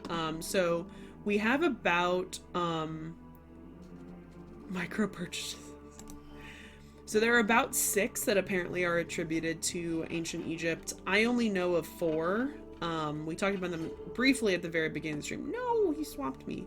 There is a game called Mehen, which is going to be one of the earliest games. It's done in a circular shape and it looks like a coiled snake, and it's possibly based off of ancient Egyptian snake goddess, but was probably more done. This is all just recreational. It doesn't seem like that one has any larger religious context like Senet does, but it would use the similar gaming pieces.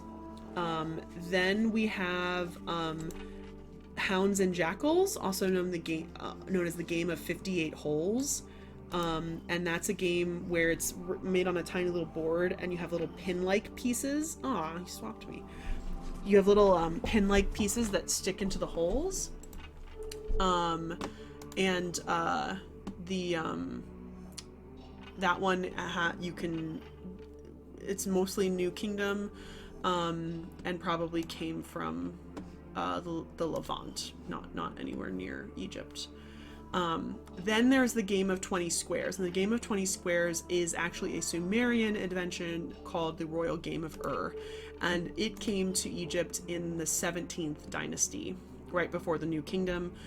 So much so that it was so popular in Egypt that they would actually print, they would actually put the game of 20 squares on the bottom of Senet boards so that you could, like similar to a chess versus checkers board, which I know they are literally the same, you could flip it back and forth to be able to play it. I need a 1. I'm not getting any 1. He swapped me.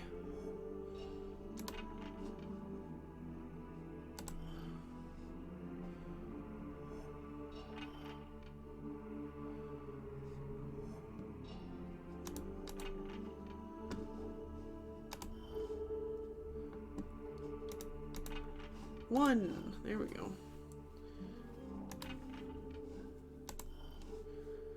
It's kind of hard because you kind of want to focus on like one piece. like to kind of go through it constantly, but I feel like it's better to kind of economize by going like every other piece so that they're all continuously moving forward.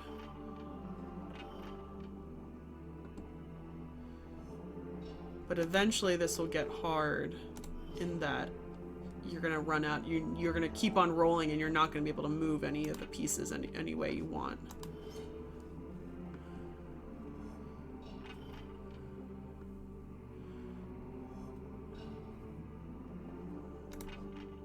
Oh, Yu-Gi-Oh, you mean? That would be really fun.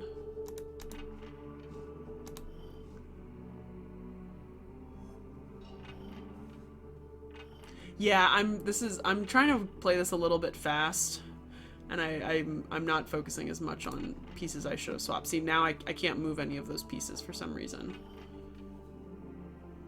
I think it's because those two were in a row.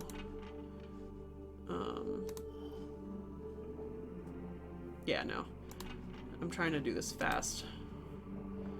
It's hard for me to count. See, now I can't do this one anymore. See, even when you have two in a row, you can't really do anything. Yeah, I can't do a 5. Jesus. This is when it gets hard, though. Can't do a 2.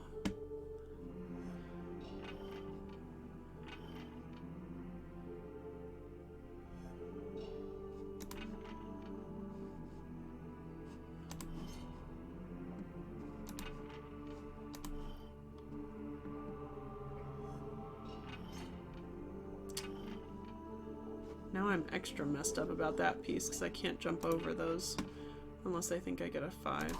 Oh, I forgot about that. So I was able to swap with him, and that actually pushed him back into the drowning spot, and then he had to go back to spot 15. I forgot you could do that in this game. I don't know how accurate that move is, but that's my favorite move. I'm actually gonna do this one. So I have 2 on the board so that it's harder for him to... He'd have to jump over me, which is going to be hard. Well, never mind. That's okay. We'll take that one off. Oh! This means I have 2 more pieces left. We're getting close. I think I'm going to win, but I'm still a little bit nervous.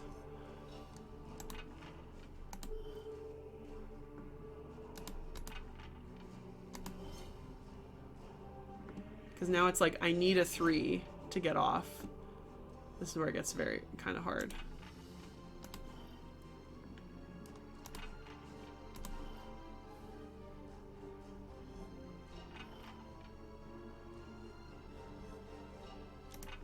See, I can't use the 4.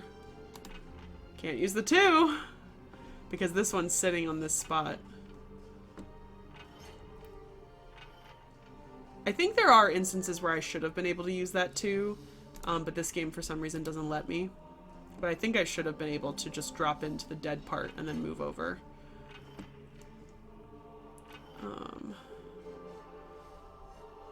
Now this is going to be hard because I'm not going to be able to do anything. So now we're going to get down to the wire. Ah, no! I'm at the end!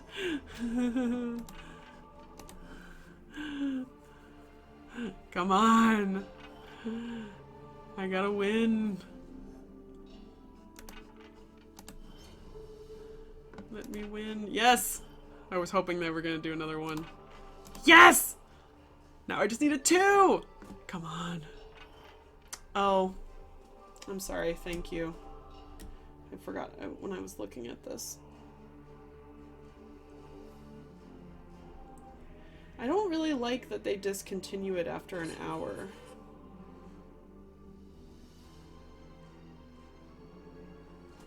But thank you so much.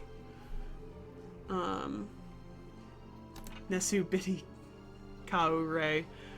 Oh my gosh! Champion!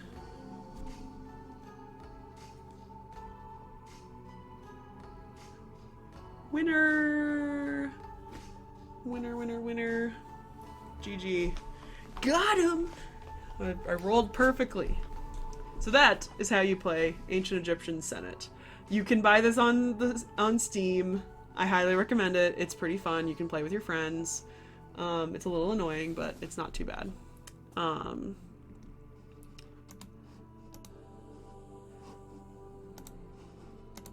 Okay, so back to the lecture. We don't have much more to cover. Oh no, that's the wrong thing.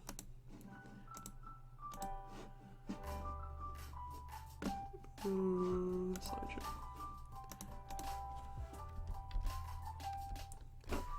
So what we're going to talk about now is specifically the sets of Senet that were found in Tutankhamun's. Oh, there's 2 different ones on Steam. Let me figure out which one. I just closed Steam, but let me see which one it is. It is called Senet. It's called Egyptian Senet. Yes.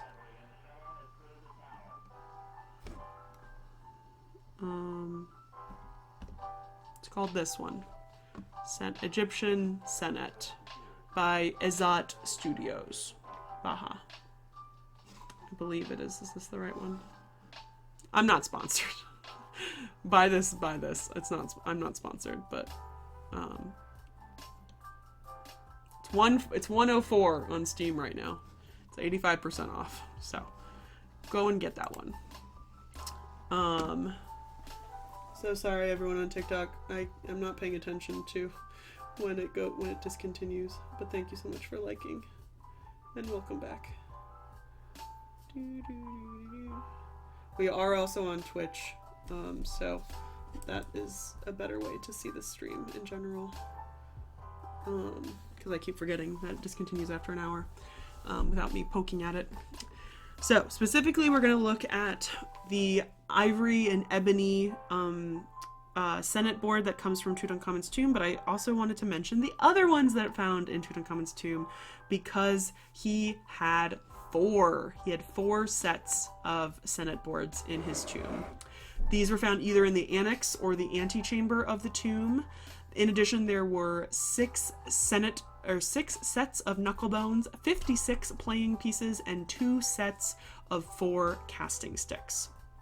Yeah, this guy likes Senet. But don't forget as well that this is the time period, this is the height of the time period where Senet was becoming extremely religious, and it was a way to kind of promise or vouch your way into the afterlife as well. So he had to have a lot of Senet boards to make sure that Tutankhamun would get to the afterlife. The first set that we're going to talk about is this set, which is right. See, okay, I have to cross-reference something. Okay, so if you didn't know, you can go to the Griffith Institute, and the Griffith Institute has, if you go back, okay, so if you go to the Griffith Institute, they have a whole thing about Tutankhamun. A whole section about Tutankhamun, and you can go through all of these different things. You can go through the object cards, you can go through Burton's photos, you can go through journals and diaries of Howard Carter, Carnarvon, a lot of the people who worked there, notes and drawings, maps and plans, conservation, alternative accounts of the excavation, the search, and Porter and Moss bibliography. So if you go to object cards, you can search anything. So I searched a game, and I got a ton of things. So you essentially get the object cards. So you actually get all of the individual cards and all of the Harry Burton pictures that are associated with those cards. The cards do also include drawings, but they also have the Carter number, which is what I'm trying to reference.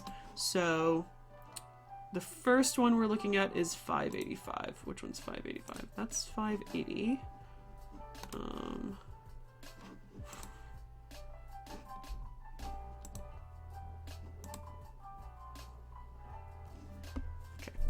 Never mind. That means we're looking actually at, sorry, 393, I think. It's very confusing because these two pieces are in the same photo with each other, but I can only find one of them on the list. Okay. 393. See, wait, what the heck is 3? Oh, that's the stand. Okay. Sorry, there's so many different things in here. I think I'm looking at this one. So when you look at it, they actually have a whole transcription of what the card says, and then they have a picture of the card, including all of the hieroglyphs that they wrote down here. Unfortunately, these have not been translated, but they're all written down here, and this one actually drew out an entire drawing of what the board looks like, which is really, really cool.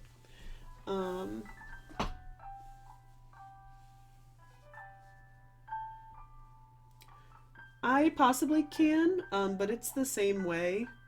It's a tomb. There's no real big difference between. They just got decorated with images of the Aten. It's best if you like comment that somewhere and then I can save it, but there's not really much difference between the tombs, depending if it's Akhenaten or it's the same exact concept. We also don't have very many Aten tombs because not a lot of them are preserved. Okay. So, essentially, 2 of these are miniature boards. They are about 5 inches long. They are really, really small. Those are going to be these 2, 595R and 393. I believe... I cannot tell, but I think this is 393. I don't think this is 585. I think this is 393. The coolest part, this is the photo that I took. It's sitting immediately next to the large ebony and ivory board that you can see. You can see like its feet right here. It's actually on display right now, which is really, really cool. So I think that's this one, purely based off of. Oh wait. Oh, I see. Wait, I can see this. This is this board. This is 585R. This one is 393, even though they look almost identical. But this is flipped over because it has a Senet board on one side and it has a... because when I look at this really closely, these are upside down. So this one is flipped over in this image. These are images from the Griffith Institute.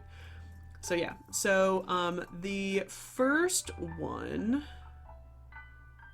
which I think, I honestly can't tell the difference between the two. I'm not even sure. But essentially we have, these ones are both about 5 inches long. They're carved out of single pieces of ivory and then has a tiny little drawer that also is a single piece of ivory. They were found in the doorways of the antechamber, pretty much. And then the pieces in the knuckle bones were found scattered, but it is unclear which chamber. It's unclear which chamber they were found scattered around. Both of these apparently have both the game of 20 squares, which is what this looks like. It has like a little grouping of the squares and then a long stem out that way.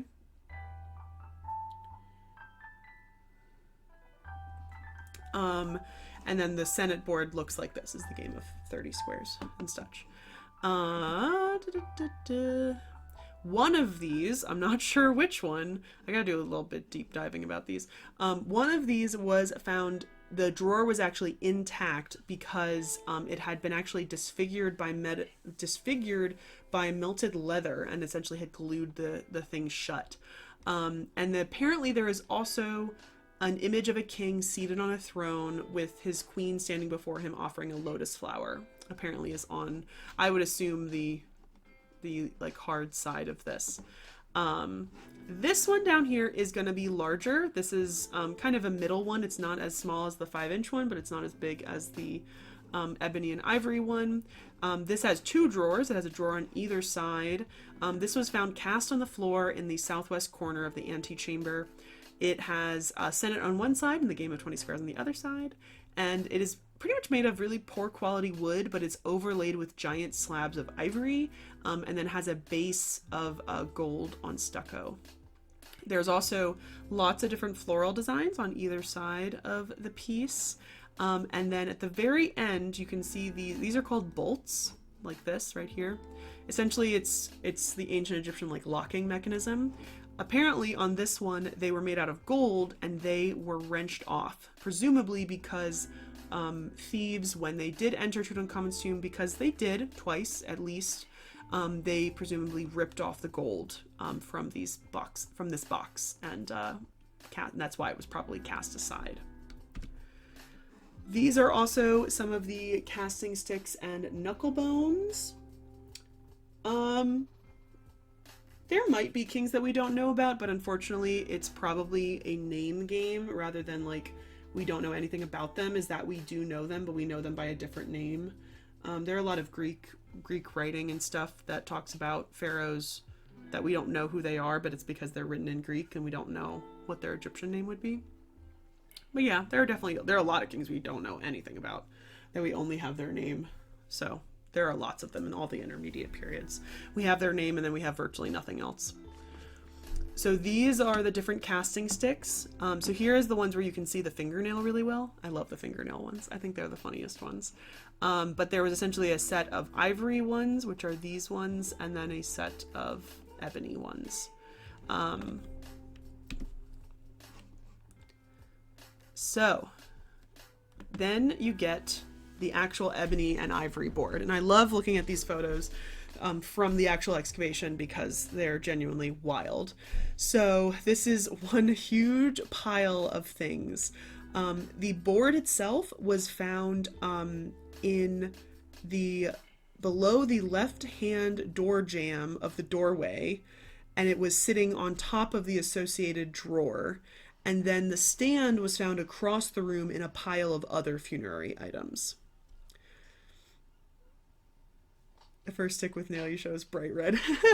Yeah, that one is a little weird. I love the fingernails. I just think they're so funny and random, but there's a lot of weird things with fingers in ancient Egypt, which I think is kind of funny. So, in this photo, this is like a scavenger hunt. Where is the board? You can see it here. And you can see how they've all labeled these later. Like this is an earlier photo and then this is the later photo. And essentially they put these little number cards on all the different objects. So this is number 345 is the board. And it's sitting on the drawer. The drawer was actually not inside of the piece. And then the stand is in this giant pile. I'm gonna drink some water.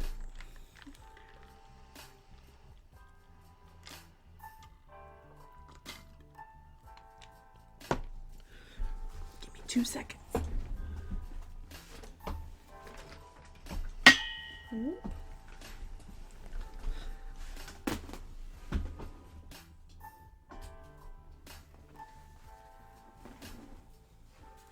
Yes, this is how it was found. Doop. These are some actual pictures from the excavation, Baha. And so, Tutankhamun's tomb was looted twice. A lot of people don't know this, but it was. And a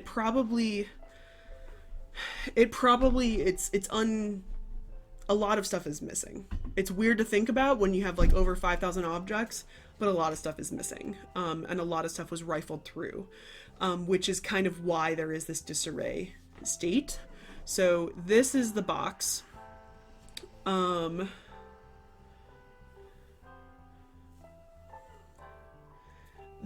the box that, well, actually, let's look it up.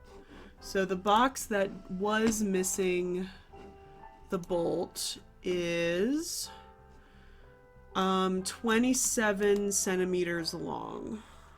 How much is 27? Like 10 inches. 10 and a half inches, sort of. Long.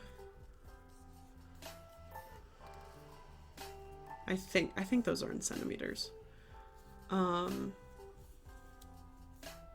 But yeah, you can see on the card is where they drew out this really beautiful drawing of what is on there, and how it kind of repeats and what colors they are. But then they show on the end that it's a Senet board, and then it's a game of 20 squares, and then it says a lot of the all the different playing pieces, and they actually drew out all the different colors. They're all stripes essentially, and then a knuckle bone. And then this is where it says, 2 of the side end pieces of ivory missing, the golden bolts wrenched off by tomb thieves, drawers will not fit in properly owing to warping.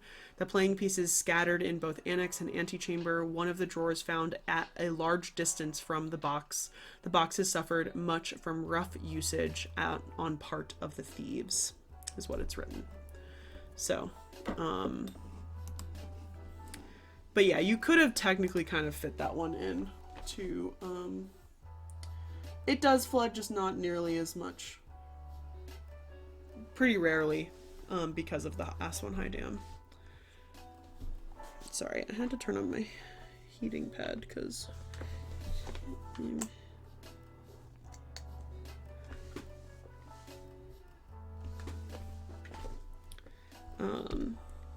so yeah, so this box is going to be the largest one. I believe the piece of the stand is, where did I see it? I think it's 580. It's this right here. This is the stand that makes this. So this is the ebony and ivory board. As you can see, the drawer is not there because the drawer does not fit. Possibly because of warping, but the drawer no longer fits inside of the piece. So it's number 345 and 580. Yeah, it has little feet. So 580 is the stand, and that you can very, very basically see here. It's very hard to see, but this is that stand. It does have little feet. This is super, super common in the New Kingdom. A lot of pieces of furniture have lion's feet, or hooves. Like cow's hooves or lion's feet are super common for it to be the legs of furniture. Yeah, they took a lot. There's this estimation that they may have taken over 60% of his jewelry because there were a lot of boxes found empty when they finally did fully excavate the place. All right, scrolling down. So, the box contains both the 30 square game of Senet on the recto and the game of 20 squares on the verso. Though it is frequently referred to as the ebony and ivory board, the surface is actually veneered to a poor quality wood, which may have just been a darker stain to mimic ebony. The board surface is made from ivory with pieces of wood glued across to create that grid. So these are the actual photos that I was able to take of it at the in the Cairo Museum. I am very dumb that I did not take more, because this is one of my favorite pieces. But what they've actually done here is, you can see they put a mirror on the bottom so that you can actually see the game of 20 squares that's underneath.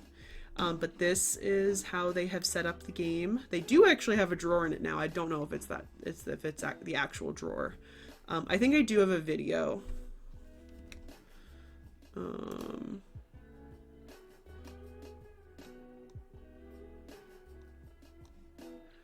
Where was it?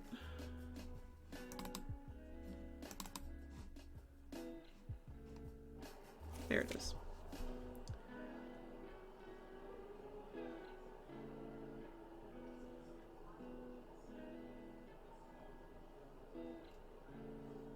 The case was really dirty, which I was kind of sad about. And then the guy started touching it, touching the case. But yeah, that's the box.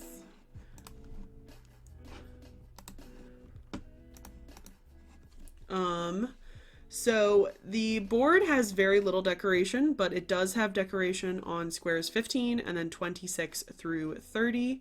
And these are incised into the ivory and then filled with black pigment.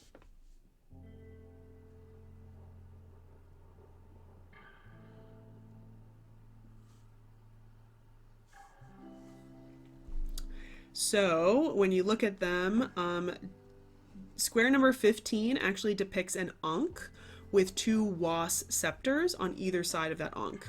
That can be essentially read as Ankh Waset, or life and dominion. So not only is this the house of life, it's the house of life and dominion in this particular case. Then we have square number 26 says Neferu, house, the beautiful house. You got Mu on square 27. You have the three bawbirds on square 28, so it technically could be read as Ba'u. You can't see it in this image, but it's really hard to see. There are two men in square 29, and there is nothing in square 30. This is a typical decoration scheme from the 18th dynasty boards, and this exact pattern for squares 26 through 30 can be found on 6 other Senet boards during this same exact time period. It would still be the restart because it's of life and dominion. So it's kind of the house of in some cases it's called the house of rebirth, in some cases it's called the house of life. So technically the place where you would go to be mummified was literally called the Per Ankh, the house of life. And so even though this has dominion, this is still going to be the house of life. It is weird that it is tilted this way. I don't know why. The thing about this is that these are ivory inlays, and so I wonder if maybe it got turned, like it should have been facing upwards. But it would not change the rules. You would still be brought to life in the Per Ankh. I'm assuming the dominion is included because this is the box of a pharaoh. Dominion is not really something that is often mentioned unless you were a pharaoh, because you have like the dominion over the world as a pharaoh. So I'm wondering if it's just because, although this does say that the exact pattern only is 26 through 30. So I think this is maybe just because he is a pharaoh and he's extra. So the sides and the end of the box are inscribed with large yellow filled hieroglyphic text that dictate the royal titulary of the pharaoh. And then if you want to read the text properly, so if you want to read this text properly, you have to have the Senet game facing up, indicating that this is the primary use of the board, that the Senet game was mainly what was meant to be used.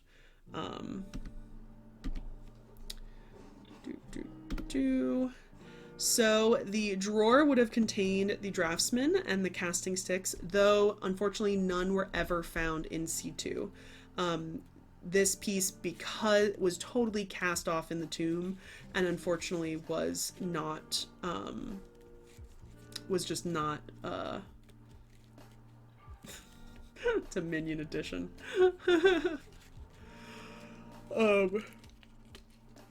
Nothing was found with this piece. It was all found separately, pretty much. Some of the casting sticks that have been found in the tomb, i.e. these ones, don't even fit in the drawer. The drawer's not big enough. So it's unclear. There's a possibility maybe that another Senet board got taken, but it is unclear what pieces were meant to go with this particular piece. Howard Carter, surprisingly, he actually believes that this that the original set of pieces were taken because they potentially may have been made or inlaid with silver or gold, is what his theory is. We don't really have much evidence, but we definitely have evidence that I don't think the pieces for this board are there anymore. I think they were taken. And this is probably why the game board, the drawer, and the stand are all found totally separately. The other thing is that after Tutankhamun's tomb was looted, Priest did go back in and kind of tidy things up a little bit, but not that much in consideration to how it's seen. But they obviously couldn't replace things. They didn't replace things with things that had been taken. So the stand you can see here is carved from singular pieces of wood, and they have the 4 feline legs that are covered in the gold foil and inlaid with ivory claws, which you can see here. Very stylized, very detailed, very, very nice. And still in really, really good condition. So, that is it. Does anyone have any questions for me? It does have teeny tiny little claws. I know, isn't it really cute? Very much attention to detail. Very, very much so. Some beautiful, beautiful craftsmanship and such. Yeah. Priests were essentially paid they were paid via and this is not just in the New Kingdom. They were essentially paid via the food that would have been left by family members of the deceased as offerings.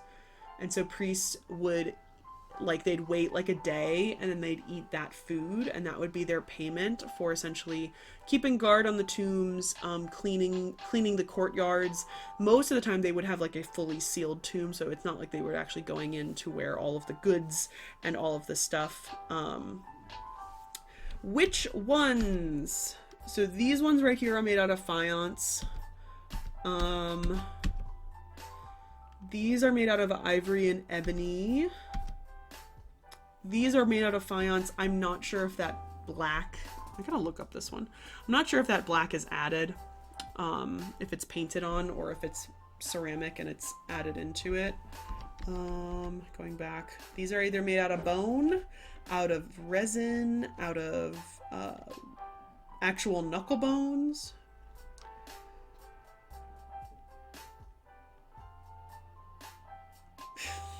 Dapper historian.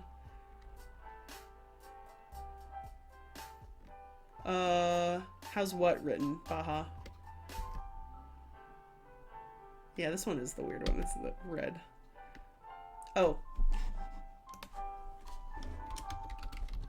Faience. There is something else. You might have to type in Egyptian faience, because there is something else called, there's a type of metal ceramic called faience, and it is different. It's not the same. But Egyptian faience should work. You should be able to find it. It's essentially a let me put that in upside down. That's not good. It's essentially a ceramic material that the Egyptians invented that also involves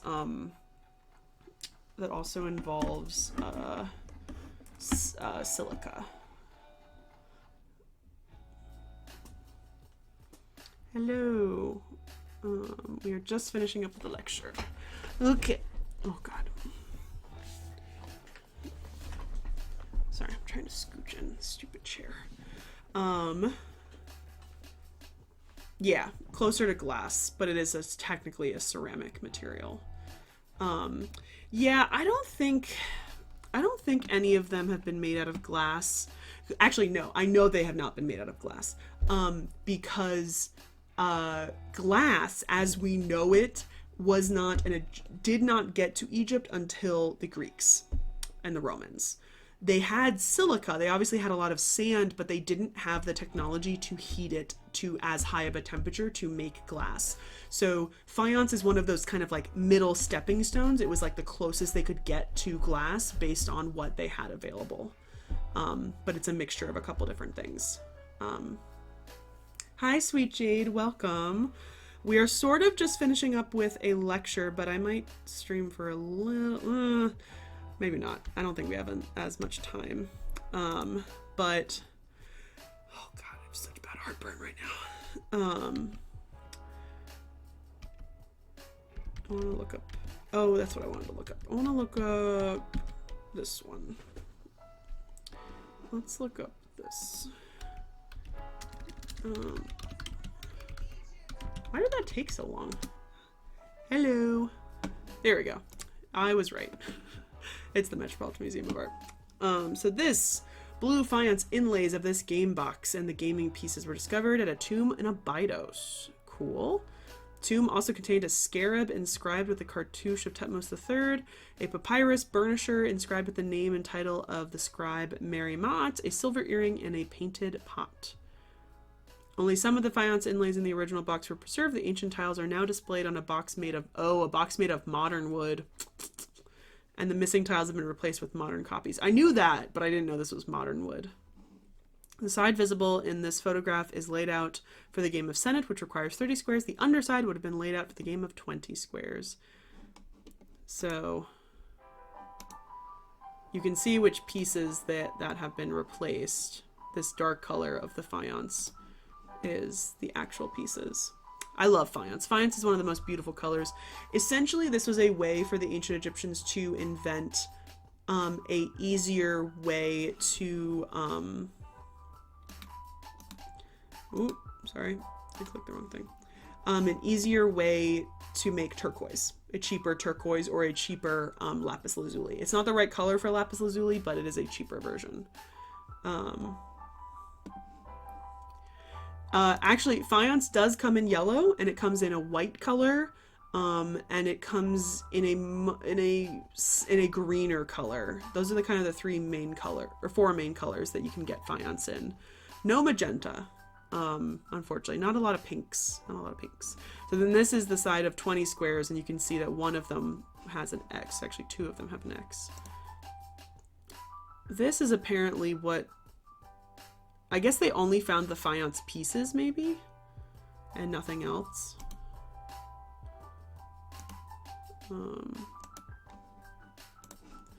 I also wanted to... I wanted to see what the gaming pieces were. Tomb D99 in Cemetery D. Found in 1899 or 1801. Oh, look. There's a whole thing about Senet. This is Nefertari, Queen Nefertari playing Senet.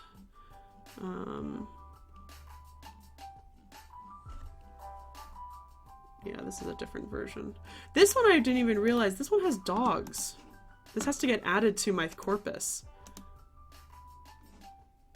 Look at the dog. I'm pissed. I didn't know, but this is distinctly, I think this is a dog. I think this is a dog too. I gotta add it to my corpus. It wasn't added before. Yeah, that's definitely a dog. This one I'm not so sure, but I think it is just based on its kind of lunging at this animal. This one is definitely a dog. Does it say dog? If it says dog, I have to add it.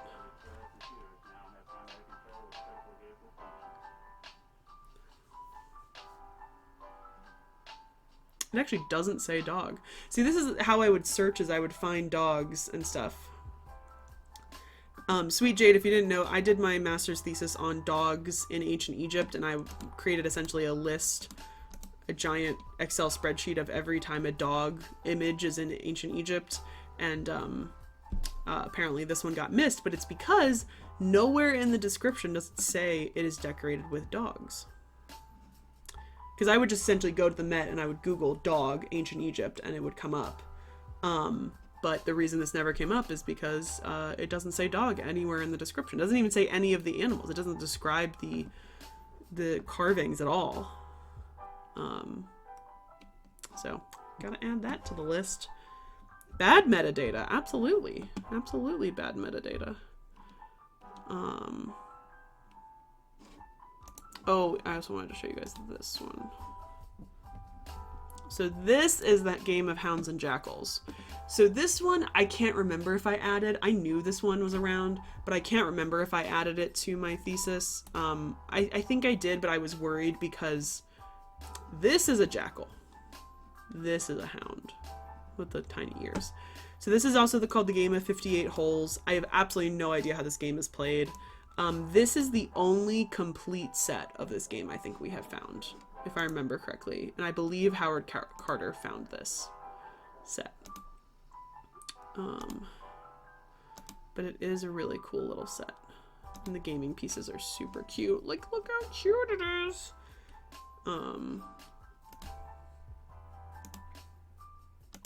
Does this have a picture of literally every single piece? It does. I want to look at the board. The original bottom of the box, apparently.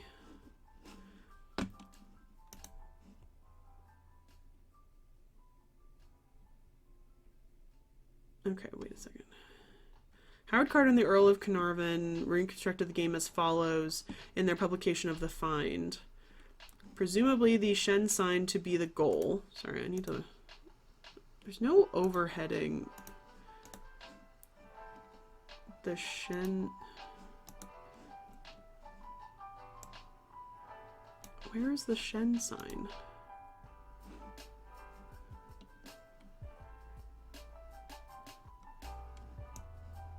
Is that supposed to be the Shen sign? I guess. I think. I think this is supposed to be the Shen sign. It's hard to tell. We find on either side 29 holes, or including the goal 30 aside. Among these holes on either side, 2 are marked Nefer, good, and 4 others are linked together by curved lines. Assuming that the hole marked good incurred a gain, it would appear that the others connected by lines incurred a loss. Now, the moves themselves could easily have been denoted by the chance cast of a knucklebones or dice, and if so, we have before us a simple but exciting game of chance. So this is probably very similar to Senet.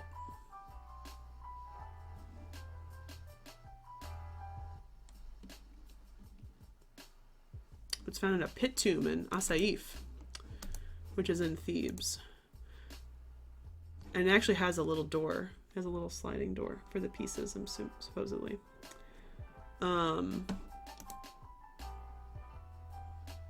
Very, very cool. Was there something else I was going to look up for you guys? I don't think so. Does anybody have any questions for our lecture? I know that was a lot of information about a really simple game, but there's a lot of really cool things that you can kind of look deeper into. I really want, honestly, to see that guy's I really, really want to see that guy's dissertation again. I'm wondering if maybe it's at a library near me. Actually, I'm gonna look up where that guy is, because I think he is still a teacher somewhere. Peter, pick one. Yep, I was right. Department of History at College of Charleston. And he received his PhD from the Oriental Institute at the University of Chicago in 1990. I want to see publications. Oh, he's coming out with a Senet book, Gaming with the Gods: The Game of Senet and Ancient Egyptian Religious Belief. It says forthcoming. Awesome. But I was gonna say his dissertation was The Egyptian Game of Senet and Migration of the Soul. Oh no, he did an article in Board Games in Perspective. That's pretty cool.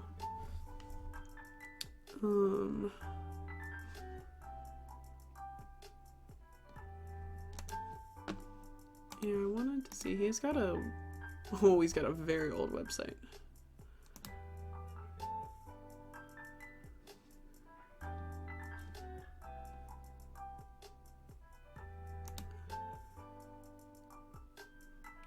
Oh, he's got the abstract he has the abstract for his book on his website. I wonder if I don't know, this doesn't seem like it's been updated in a long, long time.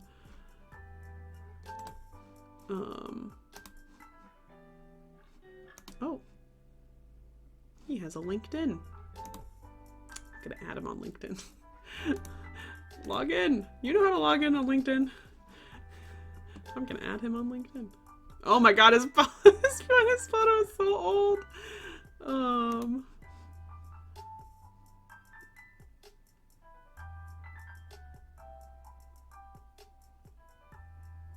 What? That's weird. It won't let me connect with him unless I give him my email. Bye, sweet Jade. Please come on back and watch. We have another lecture on the 19th. And then I'm doing one more stream on Tuesday. We're playing Assassin's Creed Odyssey, and we'll make some names and hieroglyphs for my friend's wedding, and then I'll be off for the rest of the week. Yes, Alexi. So, the most of my research comes from a couple of books. Unfortunately, I don't really have a good website for Senet. The game is on Steam, and it's called Egyptian Senet, that you can buy. I think it's on sale right now, 85% off. I think it's 104 or something. Some other websites. Honestly, the Metropolitan Museum of Art has a pretty good explanation on how you played Senet. But most of all this other research, this is from a paper that I wrote in grad school. So a lot of it is from books because we were not allowed to use the internet most times. But there are quite a few little articles, and this guy, Peter Picone, if you go to his website, he actually has like two articles. Yeah, he has something called In Search of the Meaning of Senet. You can get that accessed online. It's a 4-page article about Senet. Oh, cool. That's a freaking cool image. I want to see if I can find that. Wait.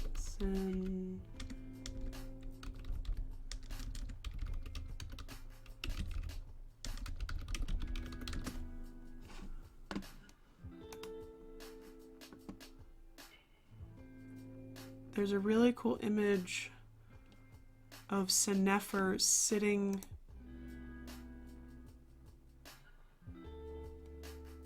Wait a second. I was in the Tomb of Senefer. Wait a second. Wait a second. Wait a darn tootin' second. This is the same Senefer? Wait. What was that? That was Valley of the Nobles. Wait a darn tootin' second. Not that one. Oh my god, it's right there! Wait. I have to find... I hope I took a photo of this. Unbeknownst. It's right there. I think I did take a photo of it. Oh my god, wait. No problem, Texas Graybeard. Oh no, I don't know if I took a photo of it. I didn't see it. Damn it. Sorry, I'm coming to realizations that now I gotta see if my dad took a photo of it. It's literally right there. It's next to me. Dang it. I'm very upset because that would have been a really good image to have. Poop! Okay.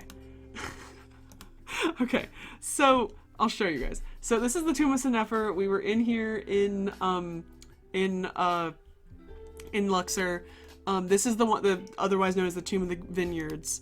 And if you look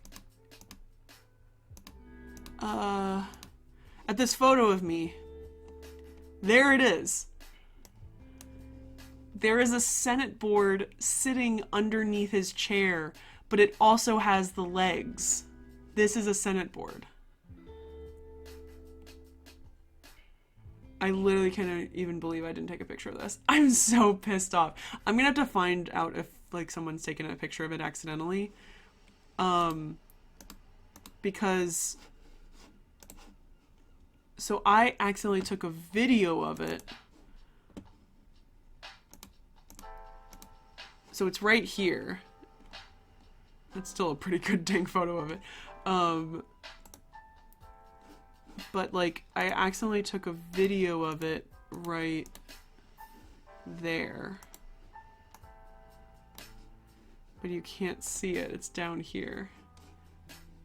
I just didn't take a picture of it because I didn't realize it was a Senet board, which is really annoying because this is the quality of photo for it. That awful photo. That's awful. I gotta see if I can find another image of that. Just in a totally different way. Oh. Or there's OsirisNet. Oh, okay. See, this one has... so, okay, this is the west wall.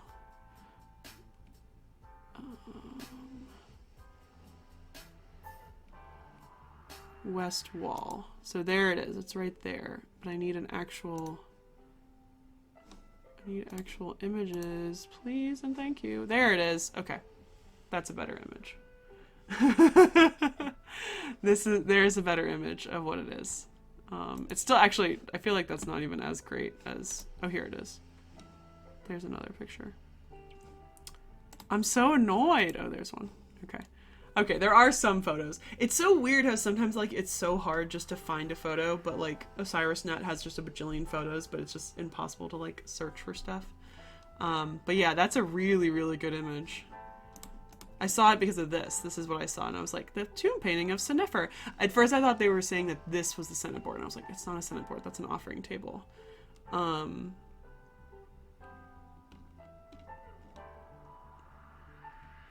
But yes, okay, so this one I finally found what this one is from. It's from Pepi Ankh in Mier. Where's the zoom? Oh look, more casting sticks. You can only find one of those on the Met's website. But this is from the tomb Pepi Ankh at Mier, dating about 2300. The player on the left said, "It has alighted. Be happy, my heart, for I shall cause you to see it taken away." And the player on the right responds, "You speak as one weak of tongue, for passing is mine." That's so funny. That's really, really funny. Sass. Very, very much so. Very sassy. Very sassy for those two dudes playing Senet. I definitely want to see if he writes this gaming with the gods. I wonder if it's already written. Gaming with the gods.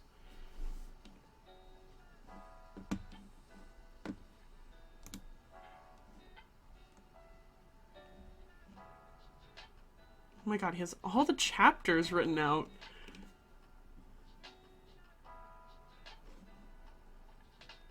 Okay, his dissertation was the historical development of the game of Senet and its significance for Egyptian religion. Is what his dissertation was.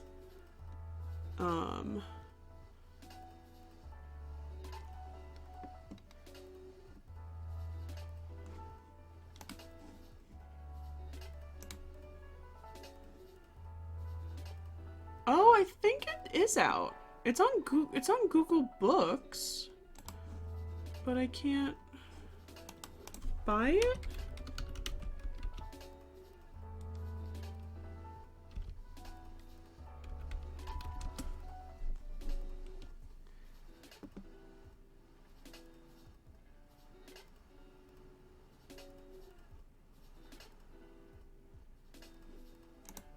Oh, well, I definitely want to read that. The gaming episode in the Tale of Senet Kamwas is a religious metaphor. I'm definitely saving that document. Yeah, I don't know. It doesn't... Oh, I found another article he wrote.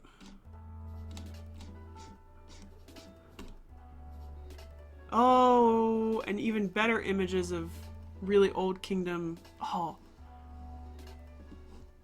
Okay. Sorry. So this is not very good quality, but this does give me the names so that I could look up what books they're from. Scene of Senet playing in the tomb of Mary Netcher Izzy. The deceased plays with the living. Oh, and it's my dog! Which actually, that means that I have that image somewhere. I don't know if I have the larger image, but I do have that image because that's a dog. We're gonna have to cross-reference this. And then this one in Kam Ankh, him also playing with the living. So that's what we were talking about before. I don't think we have any evidence that they were, but truly, I honestly don't know. They could have maybe been. 2 really decorated Senet boards. I'm gonna read this article.